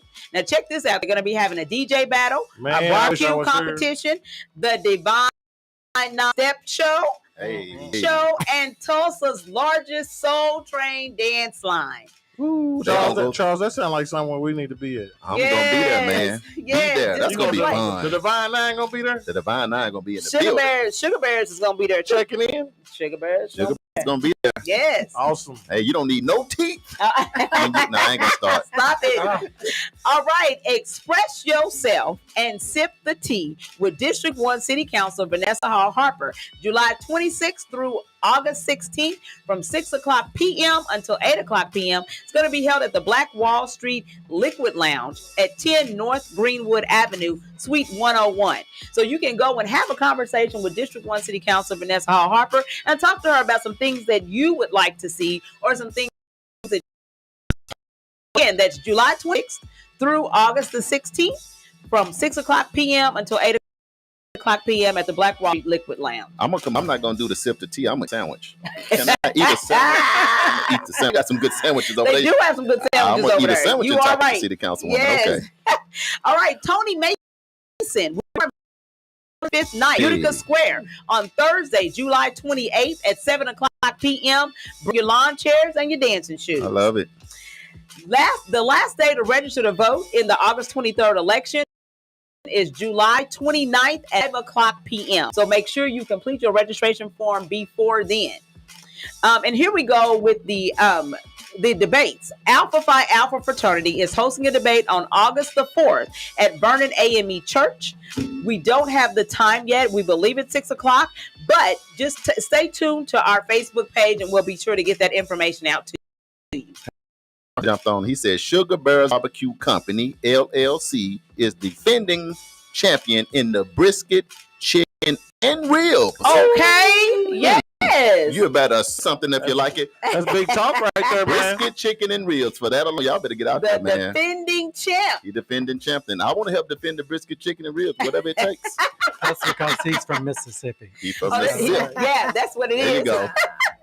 All right, the back to school block party is going to be happening at Lacey Park at 2134 North Madison Place on August 13th from 11 o'clock a.m. until 2 o'clock p.m. There's going to be free food, games, haircuts, and styles for the girls. Sponsored by Phi Beta Sigma Fraternity. Next Level Up, Metropolitan Baptist Church, Jinx Beauty College, World One Development, Tulsa Health Department, Friendship Church, and South Lakewood Baptist Church. And yours truly, Charles Harper, and myself will be the host No, for that event. you gonna host. I'm gonna eat. You heard me. Damali is your host. I'm over there by the food. No, we gonna host. We You look just have forward to to hold your sandwich and it. talk to I know we gonna have a good time, y'all. Come Anytime on there's out. food involved, Right. Charles. We know. Right. Michelle, I'm there. Everybody, you know I'm there. All right. Early voting is going to be taking place August 18th, 19th, and 20th. So if you would like application, or I'm sorry, ballot, you can go to the voters registration office right in Denver to get that taken care of. Spreading Hope Back to School Bash is going to be taking place on August 20th from 10 o'clock a.m. until 1 o'clock p.m. at Oasis Fresh Market, located at 1725 North Peoria. There's going to be free food, games, community resources, and backpacks. I'm in there again. Free food. And I'm thinking part of that free food got to be some scoops. Yes. 99,000 We're degrees. gonna have to I'm gonna give me some scoops at Oasis. This is sponsored by Supporters of Families with Sickle Cell Disease, Oasis Fresh Market, EduRec Youth and Family Fund Center, Eaton Media Services, the Parent Child Center of Tulsa, and Oklahoma State Department of Health. Man, The African American Federation of Democratic Party is going to be hosting another debate on August 20th. The location is to be announced. So again, stay tuned to World One Development's Facebook page and we'll be able to get you that information. And then remember, no matter who you vote for, please vote on August 23rd. Vote. The polls open at 7 o'clock a.m. 7 o'clock p.m. Ballots are going to be available beginning July 3rd. Birthday. Hold up, stop the presses. You got a big list here today, Damali. Yeah, man, that we get big. through it though. Hey, AJ Yeah. down there in Jacksonville, Arkansas said, "Blue fire, you know." Kim Hamilton, welcome to the show. All right, birthdays today. Joyce Cooper's birthday at World One for Christ Family Boy, Life Ministry. It is a holiday, friend. Yes. You don't even know what we gonna have to go through if it's the Queen's birthday. Right. It's going down to First Lady. Happy Right. birthday. Happy birthday. 21st birthday to our Right. First Lady. She's 21 years old. And Today. Stacey's birthday is today as well. That's my down there in Yes. Little Rock. Happy birthday, Soror. Okay. Yep. July 22nd. Oh, you want Charles? Oh, July 22nd. I thought he was saying me. July 22nd, Karina Jackson and LaMarco Lester. They have birthdays. July 24th, our mother of our church, Maxine Bronner, and Tamara Harbin have birthdays. Awesome. And people. yeah. And then July 26th, Brian Bryan over at Asbury has a birthday. Yeah. He got 15,000 different. Yeah. He ready. Yeah. He ready. Yeah. He pinky toe is dangerous. to. He'll take out cookie toe. He don't need nothing else. Right. Okay, don't forget, you can use gear and continue the conversation on our podcast at newsyoucanuse.tv. And don't forget to check out nycu.fm. You can go there and hear 24/7 music. Damali's playlist is in Damali's World from 10 o'clock a.m. until 12 o'clock p.m. Charles's playlist happens The number one show Here first. we Say go that with first. this Say the number one show nonsense. first. Charles's playlist happens from 12 o'clock p.m. until 2 o'clock p.m. And then the Super Mix with DJ. You forgot to say Mr. Harper's Neighborhood. That's what I thought I said it. No, you didn't. You talking about a playlist? I said No. Anyway, I ain't thinking about all right, Mr. Harper's Neighborhood from 12 to 2. And then the Super Mix with DJ JB Smooth from 2 p.m. to 6 o'clock p.m. And then the J-Bone Lounge from 6 o'clock p.m. until 10 p.m. Hey. And then Rue's Love Lounge, which happens from 10 p.m. until 2 a.m. And then you can always hit us up on any of our Instagram. That's the 36 North Event Center, World One Development, Edgerect Youth and Family Fun Center, and Fitting Back In. Share this video, Mr. Eli Great. Any final thoughts before we close out? Yeah, we have that address. If any send a statement to the Senate, and it's to DeLorean, DeLorean .Sheridan, at indian.senate.gov. But your statement has to be there by Monday, close of day, which is around 4 o'clock their time. Very important. Yeah. Okay. Yep. Get Your mom's letters over. Yeah, your mom said Travis Elliott birthday. She didn't say what day. It's the 24th. Birthday. That's my The nephew. 24th. Yeah, forgot about my nephew. Happy Sorry, birthday, nephew. little Travis. Franchelle Abdullah. Now You're fired Abdullah. now. Oh, Abdallah. My hands went up too fast. No, You're it's fired. my lungs. She said you fired Charles. We can get no special treatment now. Abdallah. No, What you say? No. no, say it again. Abdallah. I just said that's what I said. Friendship Say it again. Not the Abdallah. first time because my lung capacity went down on me. Franchelle, any final thoughts for the people? They still in here with you. Oh, I love that. Well, first of all, my little one, his birthday is July 27th. He'll be 5. Shout out to Maury Abdallah. Birthday. Little Maury, he's so sweet. He's a sweetheart. And I would say, no, thank you all for having us on the show to talk about Rebuild. Definitely get in contact with us at rebuildtulsa@tedc.net. Or if you want more information about Evans FinTube and other projects that we're working on for Be Good Development Partners, that's begooddevelopment@gmail.com.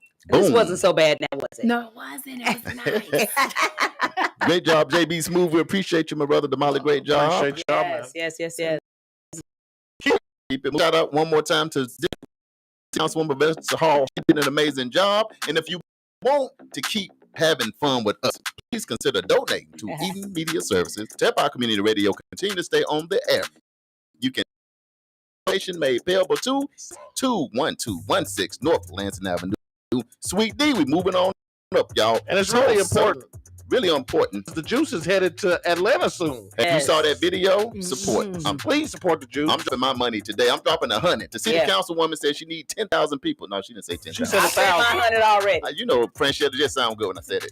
But support the Juice. Man, these young people do an amazing job around our city and been doing it for years. So I'm dropping my $100 off to Bobby today. I did mine already. My Cash App. I went and borrowed $1 from 100 If you don't family got members. Cash App, you can stop by the studios.